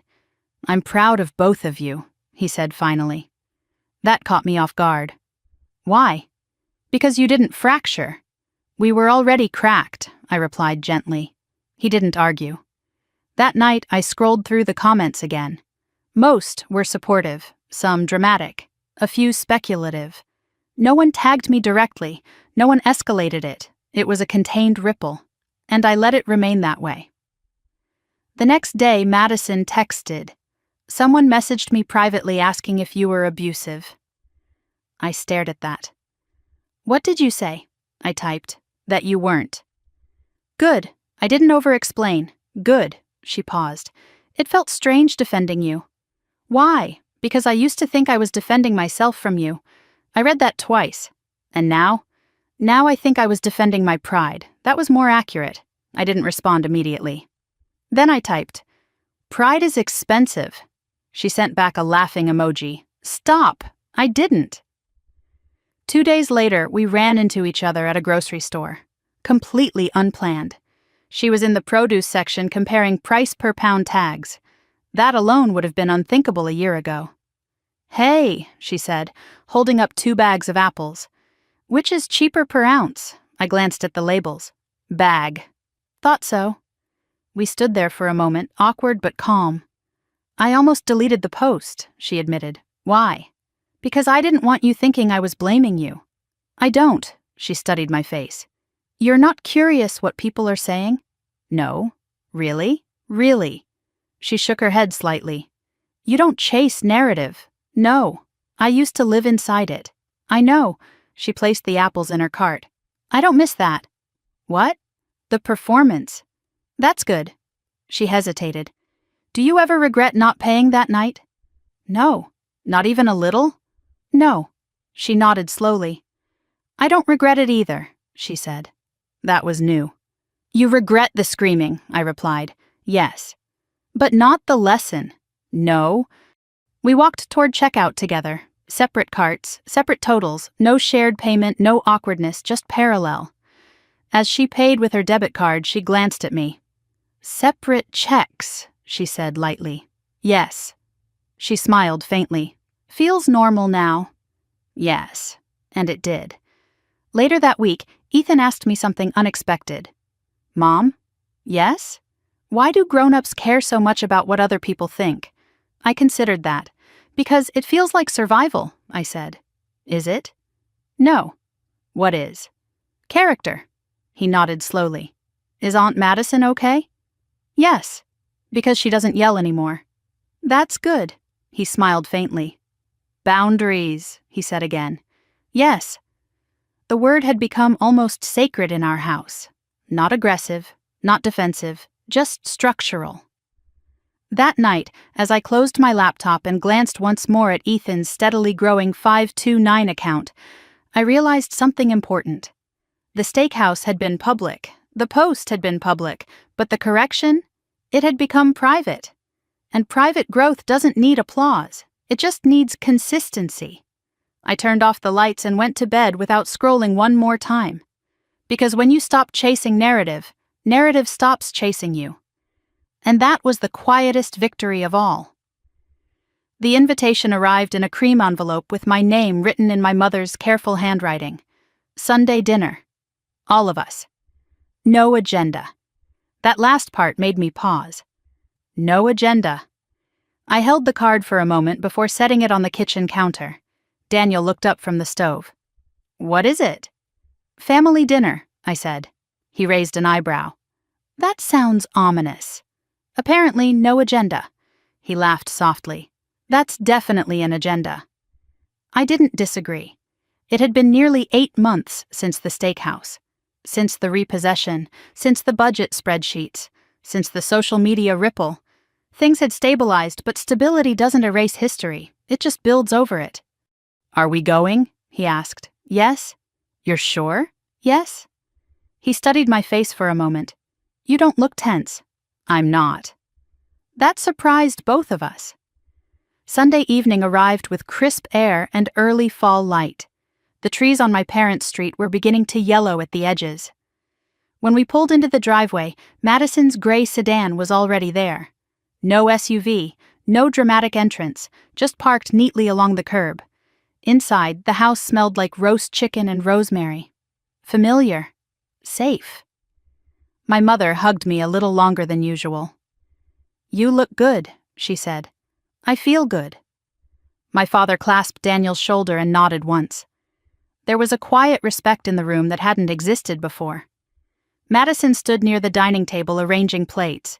She looked up when we walked in. Hey, she said. Hey. No tension, no stiffness, just measured normal. Ethan ran past us into the living room where Greg was setting up a board game. Laughter drifted down the hallway.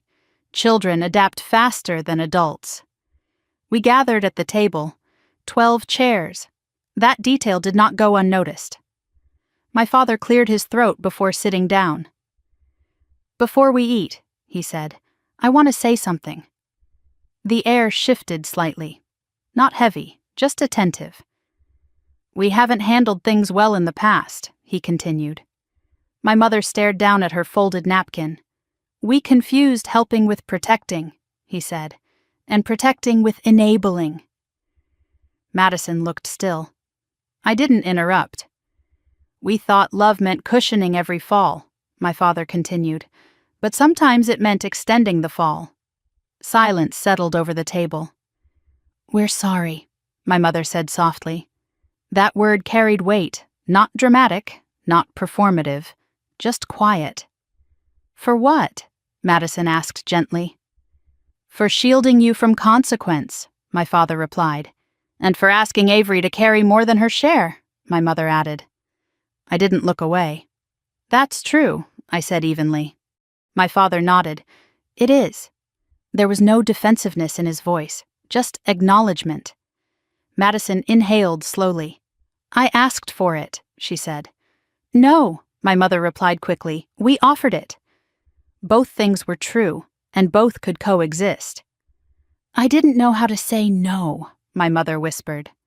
Madison looked at her. I didn't know how to hear it, she said. The room felt steady. No raised voices, no accusations, just clarity. I folded my hands on the table. This isn't about blame, I said. No, my father agreed. It's about correction. Correction. I liked that word. Dinner began, plates passed, wine poured, moderately. No expensive labels, no overindulgence, just enough. Greg leaned over to me quietly at one point. I was angry at you, he admitted. I know. I thought you humiliated us. Yes, I don't think that anymore. What changed? I realized humiliation requires denial. I met his eyes. And?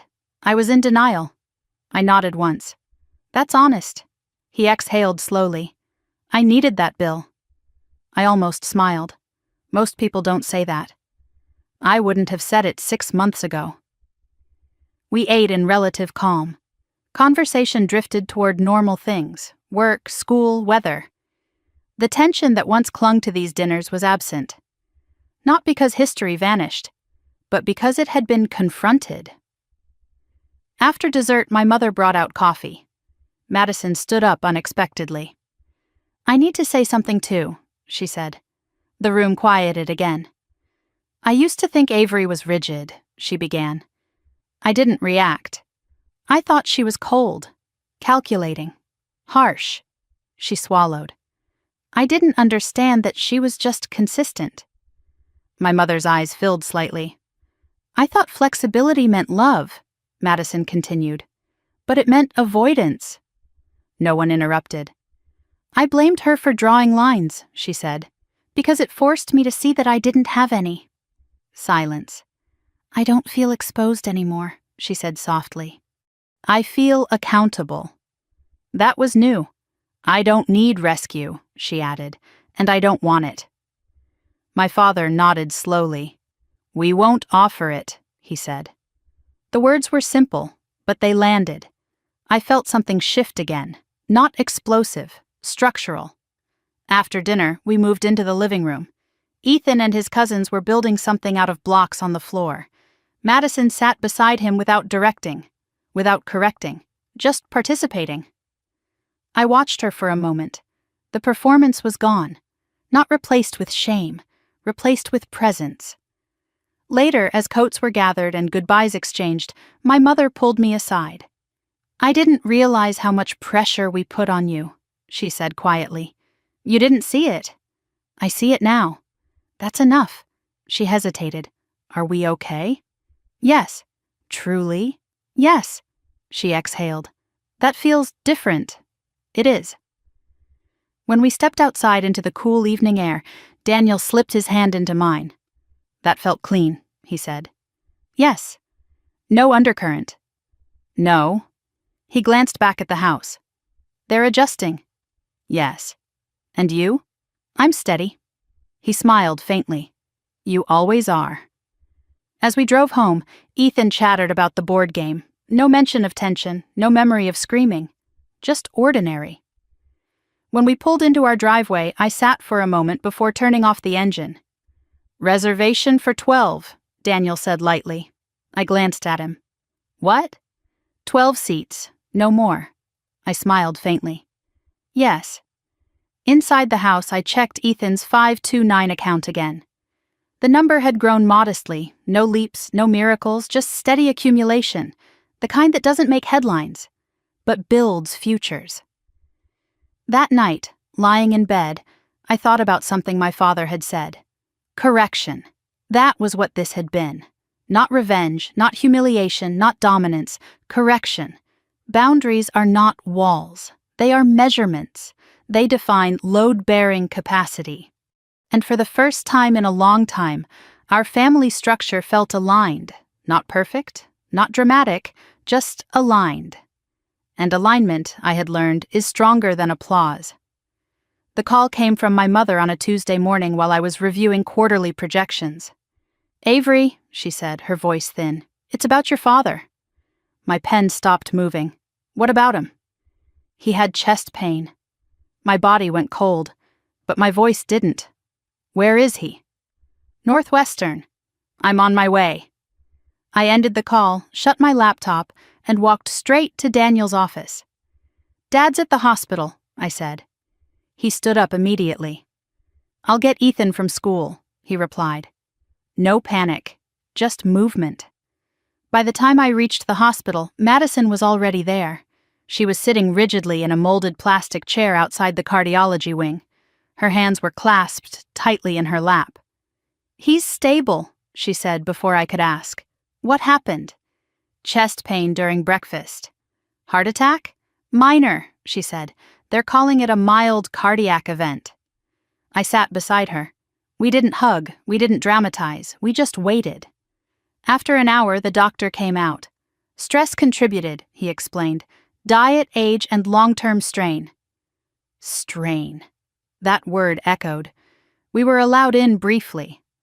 My father looked smaller in the hospital bed, wires on his chest, machines humming softly. He looked at us and tried to smile. Didn't think I'd get this much attention, he muttered. Don't be funny, my mother snapped, eyes red. He squeezed her hand weakly. I'm fine. You're not, Madison said softly. He looked at her carefully. I'm fine enough, he corrected. The doctor laid out the next steps. Diet changes, reduced stress, medication, rest. After the meeting, Madison and I stepped into the hallway. This is because of us, she said quietly. No. Yes. No, I repeated firmly. She looked at me sharply. You don't think so? I think he's 71 and ate like he was 35. She almost laughed. Then her face crumpled slightly. I made everything heavier, she whispered. You didn't give him cholesterol. That's not what I mean. I know. She leaned back against the wall. I thought I was the fragile one, she said. You were. And now he is, I shook my head. He's human. Silence. I don't want to stress him anymore, she said. Then don't. She looked at me. That simple? Yes. It's not. It is. She stared down at her shoes. I used to call him whenever I panicked, she admitted. I know.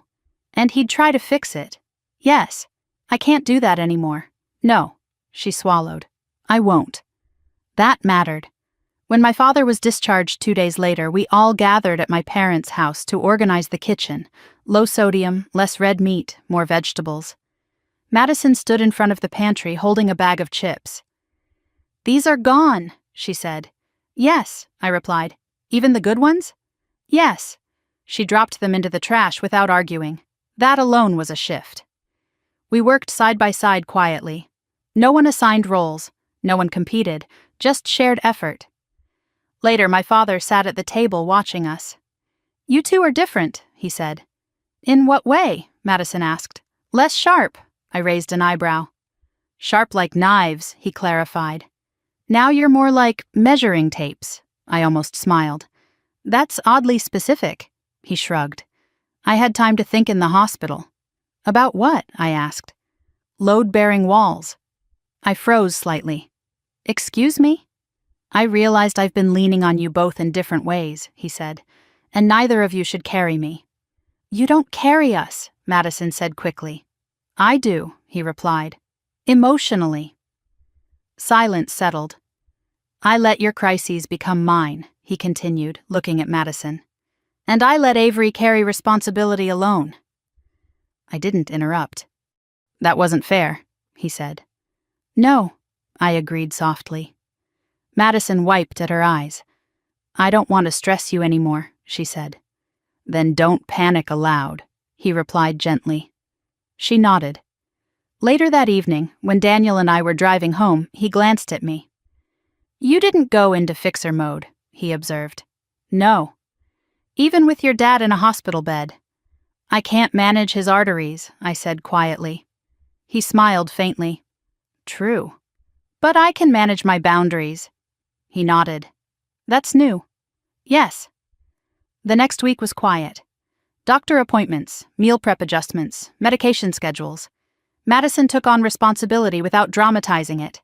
She handled insurance calls, follow-up appointments. I didn't step in unless asked. She didn't ask often. One afternoon she called. I scheduled Dad's stress test, she said. Good. And I set reminders for his medication. Good. I'm not spiraling. That's good, she laughed softly. You love that word. Yes. I keep expecting you to critique something. Why? Because you used to. No, I corrected. I used to intervene. She went quiet. There's a difference? Yes. She absorbed that. I don't want to be your project, she said suddenly. You're not. Was I? Yes. Silence. I didn't know how not to be.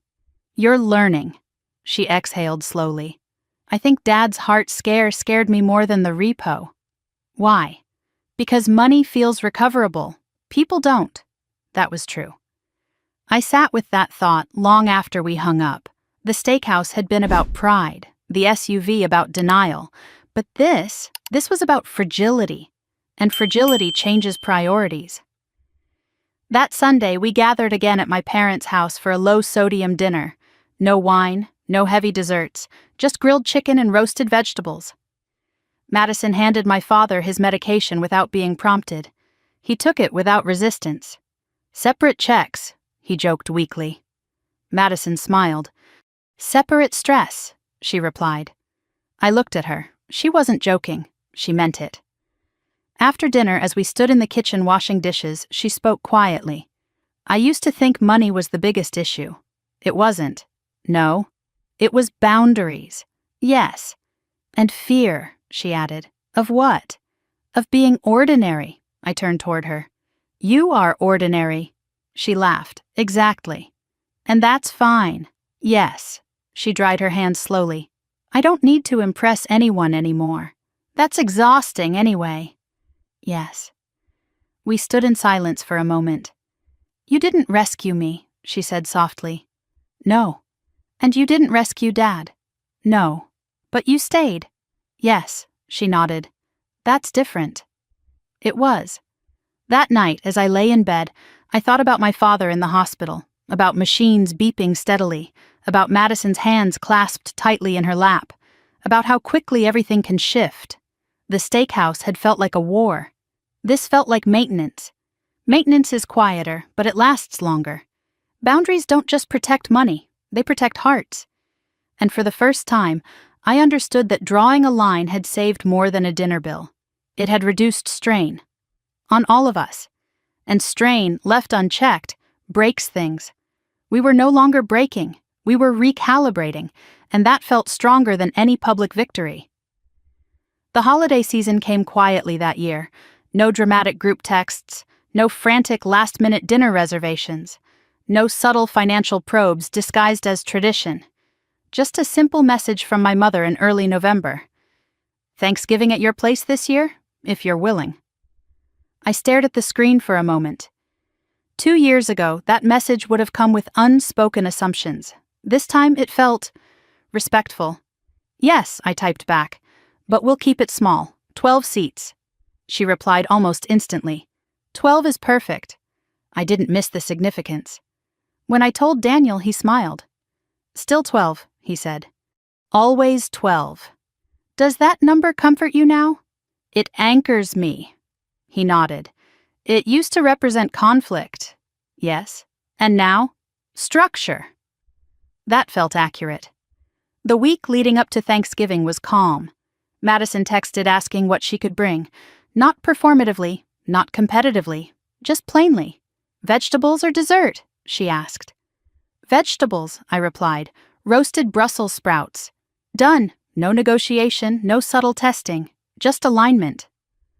On Thanksgiving morning, I woke before sunrise. The house was quiet. I moved through the kitchen methodically. Turkey in the oven. Timers set. Side dishes staged. I wasn't bracing. I was preparing. There's a difference. By noon, the house filled with the smell of rosemary and garlic. Ethan hovered nearby, asking if he could help. You can set the table, I said. 12? He asked automatically. Yes. He counted the plates carefully. No extras, no folding chairs in the corner, just 12. At 1:30, Madison arrived. She stepped out of the gray sedan wearing a wool sweater and jeans. No designer bag, no dramatic entrance, just a casserole dish balanced carefully in her hands. Hey, she said as I opened the door. Hey, she handed me the dish. They might be a little overdone, she admitted. That's fine. I measured the oil. I smiled faintly. I'm proud of you." She rolled her eyes. "Don't start." But she was smiling. My parents arrived next. My father looked healthier, thinner, more deliberate. He hugged Ethan tightly. "Smells good," he said. "It's simple," I replied. "Simple's better." We gathered in the living room before dinner. No tension, no scanning for unspoken shifts, just conversation. Greg helped Daniel with the drinks: water, iced tea, a modest bottle of wine. One. Madison caught my eye briefly. No commentary, no performance. At 3 sharp, we sat down. 12 seats, no more. My father cleared his throat. "To boundaries," he said unexpectedly. Madison laughed softly. "To growth," she added. "To structure," Daniel said. "To ordinary," I finished. We clinked glasses lightly. Dinner unfolded without incident. No one overreached. No one overindulged. No one attempted to dominate conversation. Madison asked Ethan about school. Listened, really listened. Greg talked about work overtime cautiously returning. No bragging, no inflation, just facts. At one point, my mother reached for more gravy, then paused. "Do I need to ask permission?" she teased lightly. I raised an eyebrow. "You know the limits." She smiled. We laughed. It wasn't sharp. It was shared. After dinner, while the kids cleared plates, Madison stood beside me at the sink. "You know what's strange?" she said quietly. "What?" "I'm not anxious." "That's good." "Stop," I smiled. "I'm serious," she continued. "I used to feel like I needed to prove something at these dinners." "You don't." "I know." She rinsed a plate slowly. "I don't feel smaller without the SUV," she said. "You're not." "I don't feel invisible without expensive wine." "You're not." She dried her hands. "I feel steady." I nodded. "That's better than impressive." She leaned against the counter. "I thought you were controlling," she admitted. "I was controlled." "That's different." "Yes." Silence settled between us, comfortable. "I don't think about that steakhouse night with anger anymore," she said softly. "What do you think about?" "The chair." I looked at her. "Ethan's chair," she clarified. I swallowed. "I see it now." "That's growth," I said. "It hurts less," she replied. Later, as dessert was served, my father looked around the table. "This feels lighter," he said. "It is," my mother replied. "Why?" he asked. "Because no one's waiting to be rescued," Madison answered quietly. That was the truth. No safety net being stretched thin, no hidden expectations under the table. Just food, just presents, just 12 seats. After dinner, Ethan pulled Madison into the living room to show her his latest Lego build. She knelt beside him without checking her phone, without posing for photos, just building. I watched for a moment. No performance, no narrative, just participation. Daniel joined me near the doorway. "You're not scanning the room," he observed. "No." "You used to." "I know." "What changed?" "I stopped preparing for collapse." He nodded slowly. "That's powerful. It's peaceful." When my parents left later that evening, my mother hugged me tightly. "You've built something solid here," she whispered. "I didn't build it alone." She pulled back slightly. "No," she said, "but you held it." Madison lingered in the doorway after Greg and the kids walked ahead. "I'm not embarrassed anymore," she said quietly. "About what?" "About needing correction." I looked at her carefully. "That's rare." "I know," she hesitated. "I don't want to go back." "You won't." "How do you know?" "Because you like steady now." She smiled faintly. "Yes," she admitted. "I do." She stepped outside into the cool evening air. I watched her drive away slowly. No rush, no show, just ordinary. Inside, as we stacked dishes and turned off lights, I felt something settle deeper than relief. It wasn't triumph. It wasn't even closure. It was equilibrium. The steakhouse had been a rupture. This was restoration. Not flashy, not loud, just consistent. Later that night, as I checked Ethan's college fund one more time, still growing, still compounding, I realized something. That number represented more than tuition. It represented discipline. It represented restraint. It represented saying no when yes would have been easier in the moment. And as I turned off the screen, I understood something else. We weren't a fractured family anymore. We weren't perfect. But we were aligned. And alignment is stronger than performance. 12 seats, 12 boundaries, 12 people choosing structure over spectacle. That was enough. The anniversary of that night arrived without warning. Not on a calendar, not with a notification. Just a quiet awareness when I drove past the steakhouse on my way home from a supplier meeting downtown. The sign was the same. Polished brass letters. Valet stand out front. Soft amber lighting visible through the windows. I slowed slightly at the light. Daniel noticed. "You're thinking about it," he said. "Yes." "Does it still feel sharp?" "No." "What does it feel like?" "Distant." He nodded. "Do you want to go back?" The question hung there. I didn't answer immediately. "I think so," I said finally. "That's new." "Yes?" The next day I texted Madison. "I'm thinking about having dinner at that steakhouse next week. Just us and Ethan. 1 year." There was a long pause before she replied. "That's bold. It's neutral." Another pause. "Do you want me there?" I stared at the screen. This wasn't an invitation. This was a test. "No," I typed. "Not because you're excluded, because this is something I need to close quietly." 3 dots appeared almost instantly. "I understand." And then, "Thank you for telling me." That mattered. The following Friday, I made a reservation. 12 seats were no longer necessary, just 3. But I still asked the hostess for a specific table, not the alcove, a smaller one near the window. When we walked in, the maitre d' recognized me. "Ms. Morgan," he said warmly. "It's been a while." "Yes." He glanced at Ethan. "Happy early birthday again." Ethan grinned. 11.5 now, he corrected. We sat. No tension in my shoulders, no scanning for disruption, just dinner. Daniel ordered the house red. 1 glass. I ordered sparkling water. Ethan ordered pasta. As we waited for appetizers, Daniel studied me carefully. "You're not bracing," he said. "No." "You're not reliving it." "No." "Then what are you doing?" "Reclaiming." He nodded slowly. "From who?" "From memory." That felt accurate. When the breadbasket arrived, I caught myself smiling faintly, not because it was expensive, but because it was ordinary. 1 year ago, this room had felt like a battlefield. Now it felt like furniture. The waiter placed the menus down. "Would you like to start with a bottle?" he asked politely. "No," I replied evenly. "Just separate checks." Daniel smirked slightly. "Habit," he murmured. "Principle," I corrected gently. Ethan glanced up. "Why do you always say that?" he asked. "Because it's clear." "About what?" "Responsibility?" He nodded slowly, accepting that answer. Midway through dinner, my phone buzzed. Madison. I hesitated for a moment before opening it. "How does it feel?" she wrote. "Calm," I replied.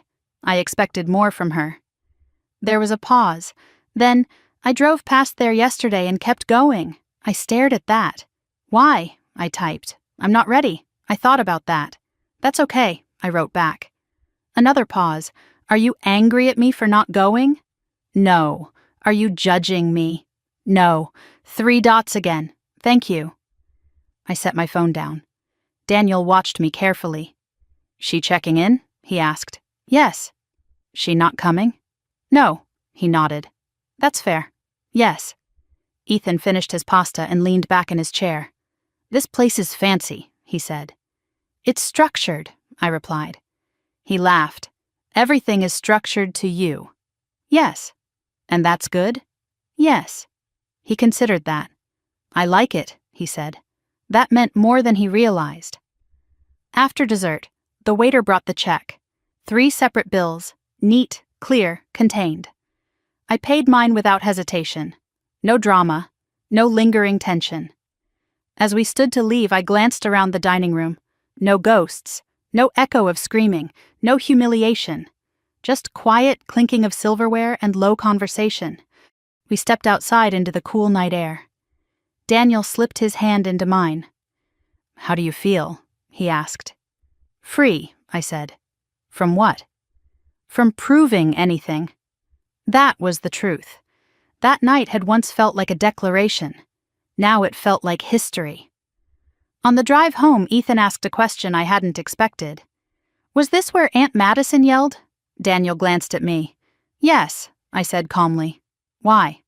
"Because she was scared." "Of what?" "Of paying." He frowned slightly. "That's silly." "It was bigger than money," I said gently. "What was it?" "Pride." He nodded slowly. "Did you yell?" "No." "Why not?" "Because yelling doesn't fix math." He laughed. "That's funny." "It's true." When we got home, I tucked him into bed. "Are you proud of me?" he asked suddenly. "For what?" "For not yelling at school when that kid cut in line." I smiled softly. "Yes." "Because yelling doesn't fix math?" "Yes." He grinned sleepily. "Good." After he fell asleep, Daniel and I sat in the living room with the lights low. "You closed it," he said quietly. "Yes." "It doesn't own you anymore." "No." He studied me for a moment. "Did it ever?" I thought about that. "It did," I admitted. "For a while." "In what way?" "I kept replaying it, checking for mistakes." "And?" "I didn't make one." He nodded slowly. "You made a line." "Yes." The next morning, Madison called. "How was it?" she asked. "Uneventful." She exhaled softly. "That's good." "Yes." "I'm not there yet," she admitted. "You don't have to be." I still see myself standing up and screaming. "I see Ethan's chair." Silence. "That hurts more," she said. "Yes." She took a breath. "I'm glad you went." "So am I." "I think I'll go someday," she said. "When you're steady." Yes. That word again. Steady. "I'm getting there," she added. "I know." We didn't talk long. There was no need. Later that afternoon, I logged into Ethan's 529 account again. The original $1,247 I had redirected into it a year ago had grown. Not dramatically, but measurably. Interest compounds quietly. Like discipline, like boundaries, like correction. I closed the laptop and stood at the kitchen window watching the late afternoon light spill across the yard. I thought about the restaurant, about the screaming, about the repo, about the hospital, about Thanksgiving, about vegetables measured carefully in oil, about separate checks. None of it felt sharp anymore, just integrated. There are moments that define you, and then there are moments you redefine. That steakhouse used to be the site of rupture. Now it was just a building with decent pasta and predictable lighting. And that was the final shift. Not that the story disappeared, but that it stopped dominating the narrative. I had drawn a boundary. Madison had crossed it once. And then she had learned to see it, not as punishment, as structure. And structure, once respected, becomes invisible, which is exactly how it should be.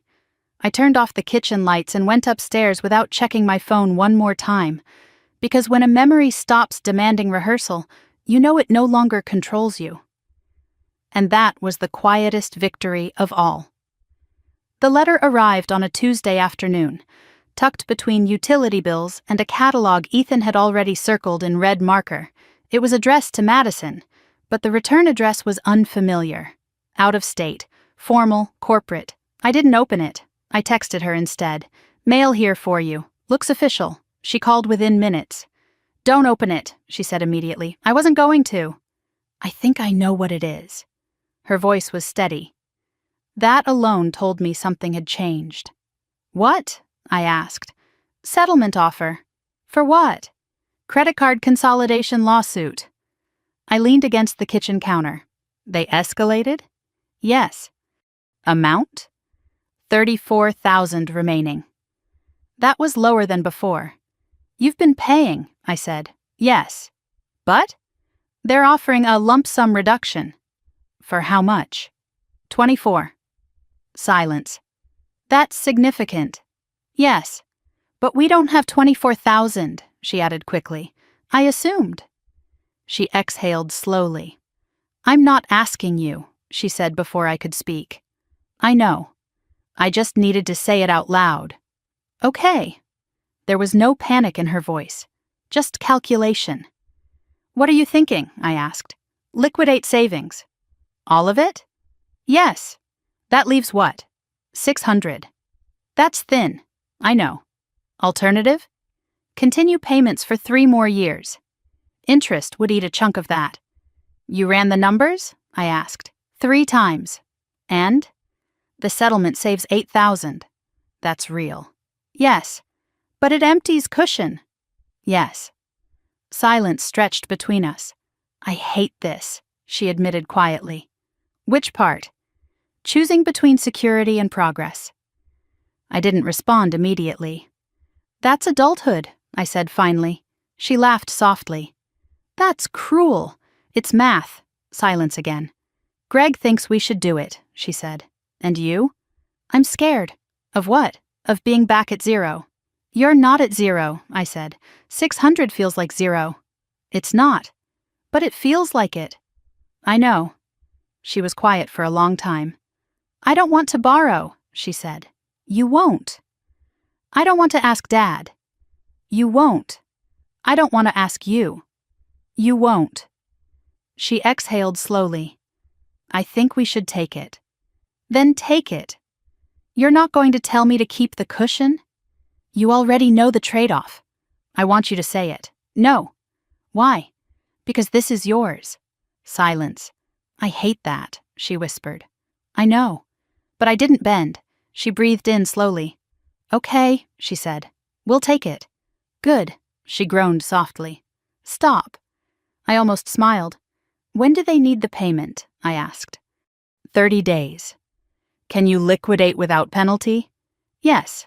Then execute. She was quiet. Why are you so calm? She asked. Because it's contained. What does that mean?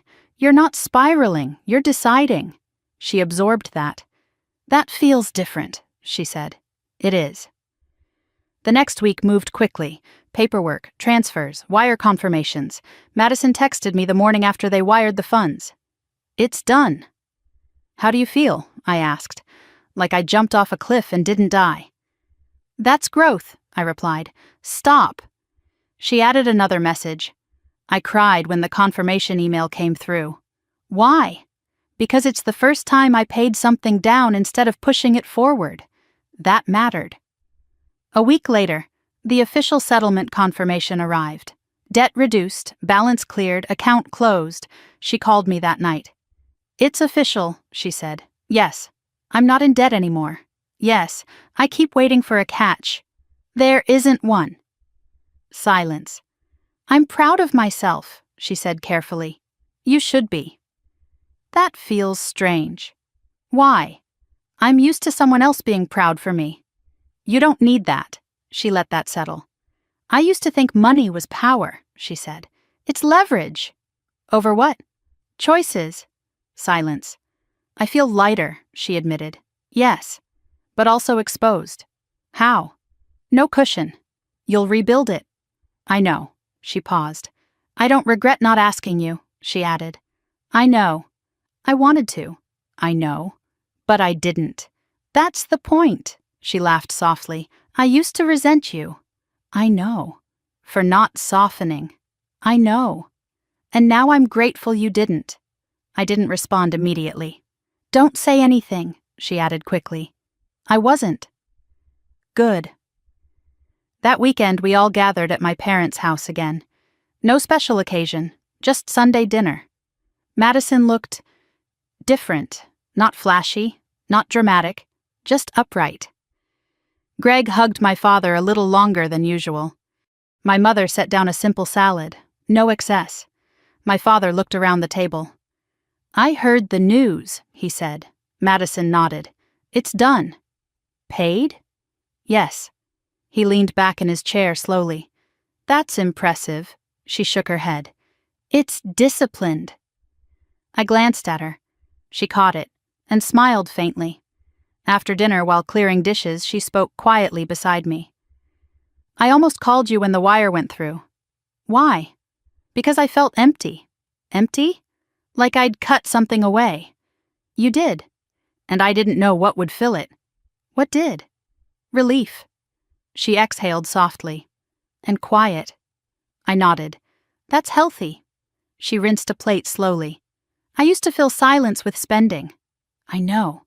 Now I just sit in it." "That's stronger." She smiled faintly. "I don't hate that steakhouse anymore," she said. "Good.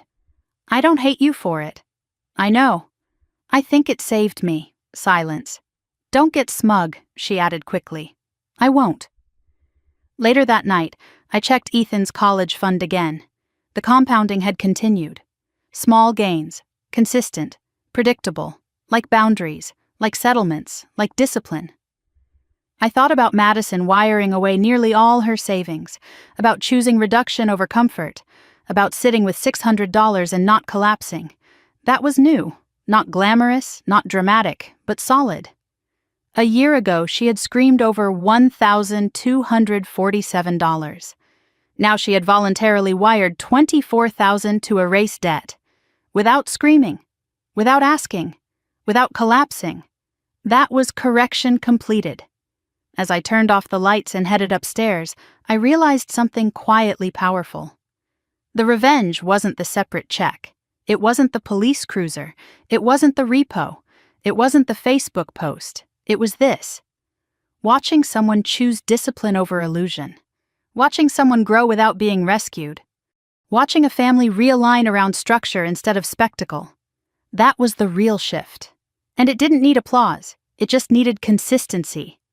And for the first time in a long time, consistency was exactly what we had. It has been exactly 1 year since I stood in the middle of that steakhouse and said no. Not whispered, not negotiated, not softened, just no. Tonight, I am back in the same city, at the same kitchen table, but the air feels different. Ethan is upstairs studying for a math test. Daniel is rinsing dishes beside me. And my phone lights up with a message from Madison. Emergency fund hit $5,000 today. I stare at the screen for a moment before smiling. "Proud of you," I type back. No emojis, no drama. Just truth. $5,000. That number isn't flashy. It won't buy a luxury SUV. It won't cover a seafood tower and 3 bottles of $150 wine. But it represents something stronger. It represents restraint. It represents repetition. It represents a woman who once screamed over a restaurant bill and now celebrates a savings milestone in silence. Daniel dries his hands and glances at me. "Good news?" he asks. "Yes." "She hit a goal?" "Yes." He nods slowly. "She did the work." "Yes." And that matters. A year ago, this story looked like revenge. A sister ordering lobster and expensive wine, a hijacked birthday dinner, a public confrontation, police lights flashing outside a downtown Chicago steakhouse at 9:15 in the evening. It looked dramatic. It looked like family drama at its worst. But that wasn't the real story. The real story started after the screaming stopped. It started when the separate checks became a boundary instead of a stunt. It started when I stopped absorbing impact. When I stopped cushioning someone else's consequences. When I stopped confusing peacekeeping with self-betrayal. Madison didn't change overnight. She didn't wake up suddenly disciplined. She spiraled first. She blamed me. She posted vague things on social media about betrayal. She cried in parking lots. She sat on a curb the day her leased SUV was repossessed. She faced credit card debt that had quietly grown to over $60,000. She signed settlement papers. She rebuilt from $600 in savings. She wired $24,000 without asking for rescue. She measured olive oil. She compared apples by the ounce. She paid down debt instead of pushing it forward. That is not a dramatic transformation. It is a slow one. And slow is harder. Because slow requires repetition. I walk upstairs and pause outside Ethan's room. He is bent over his desk, pencil in hand. "Mom," he says without looking up. "Yes? Can I ask you something?" "Of course." He glances at me. "Are you still mad about that night?" "No." "Why not?" "Because it did what it needed to do." He frowned slightly. What do you mean? It corrected something. He nods slowly. Like when you don't fix your math mistake right away and it messes up the whole page. Exactly like that. He smiles faintly. So you erased it? No. What then? I stopped letting it multiply. He grins. You're obsessed with math. Yes. And boundaries. Yes. He shrugs. I think it's cool. That's enough for me. Later that evening, Madison calls. 5,000, she repeats, almost like she doesn't believe it. Yes. I keep thinking about that steakhouse bill. What about it? It was $1,247. Yes. That number felt catastrophic then. And now? Now it feels small. It was never about the number. I know. She exhales slowly. I don't hate that version of me anymore, she says quietly. That's important. I understand her. That's growth. She was scared. Yes. She thought money meant safety. It doesn't. No. It means options. Yes. Silence settles between us. I used to think you were lucky, she says again. With what? With discipline, I smile faintly. It wasn't luck. I know. It was choice. Yes. She pauses. Do you ever regret not paying that bill? She asks one last time. No. Not even to avoid the police. No. Not even to avoid humiliating me? No.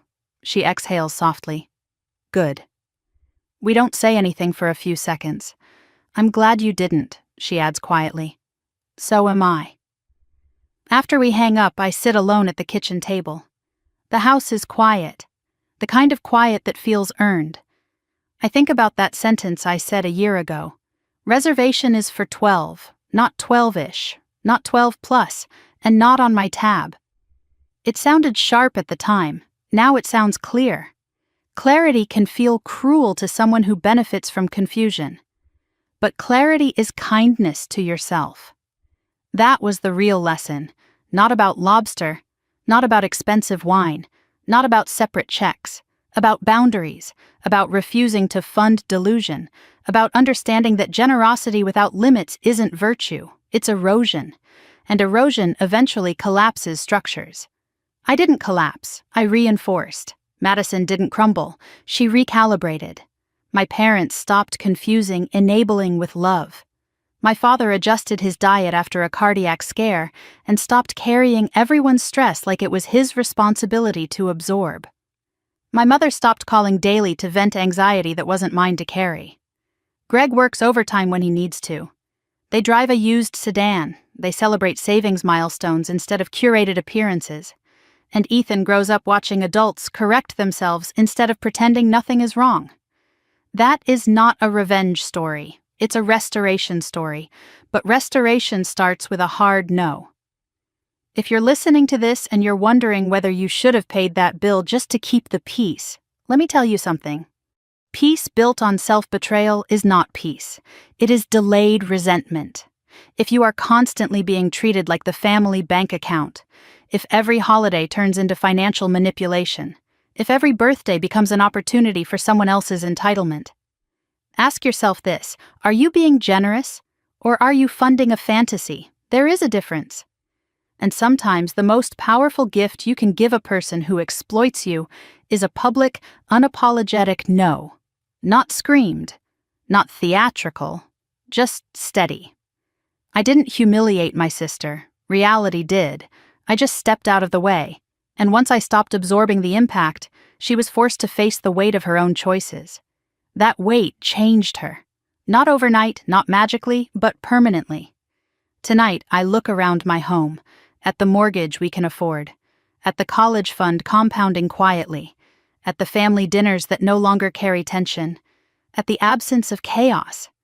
And I know something for certain. You cannot live a champagne lifestyle on a beer budget, and you certainly cannot charge it to someone else's dignity. If you've ever had to draw a line with a toxic family member, if you've ever been called cold for protecting your peace, if you've ever been pressured to be the bigger person by paying for someone else's irresponsibility, I want to hear your story. Did you say yes and regret it? Or did you finally say no? Tell me in the comments. I read them. Every single one. And if this story gave you even a small amount of courage to draw your own boundary, stay here. Subscribe. There are more stories about family drama, betrayal, hidden power, and the quiet strength of choosing yourself. Because sometimes the most life-changing moment isn't loud. It's a calm voice across a white tablecloth saying, "Separate checks," and meaning it.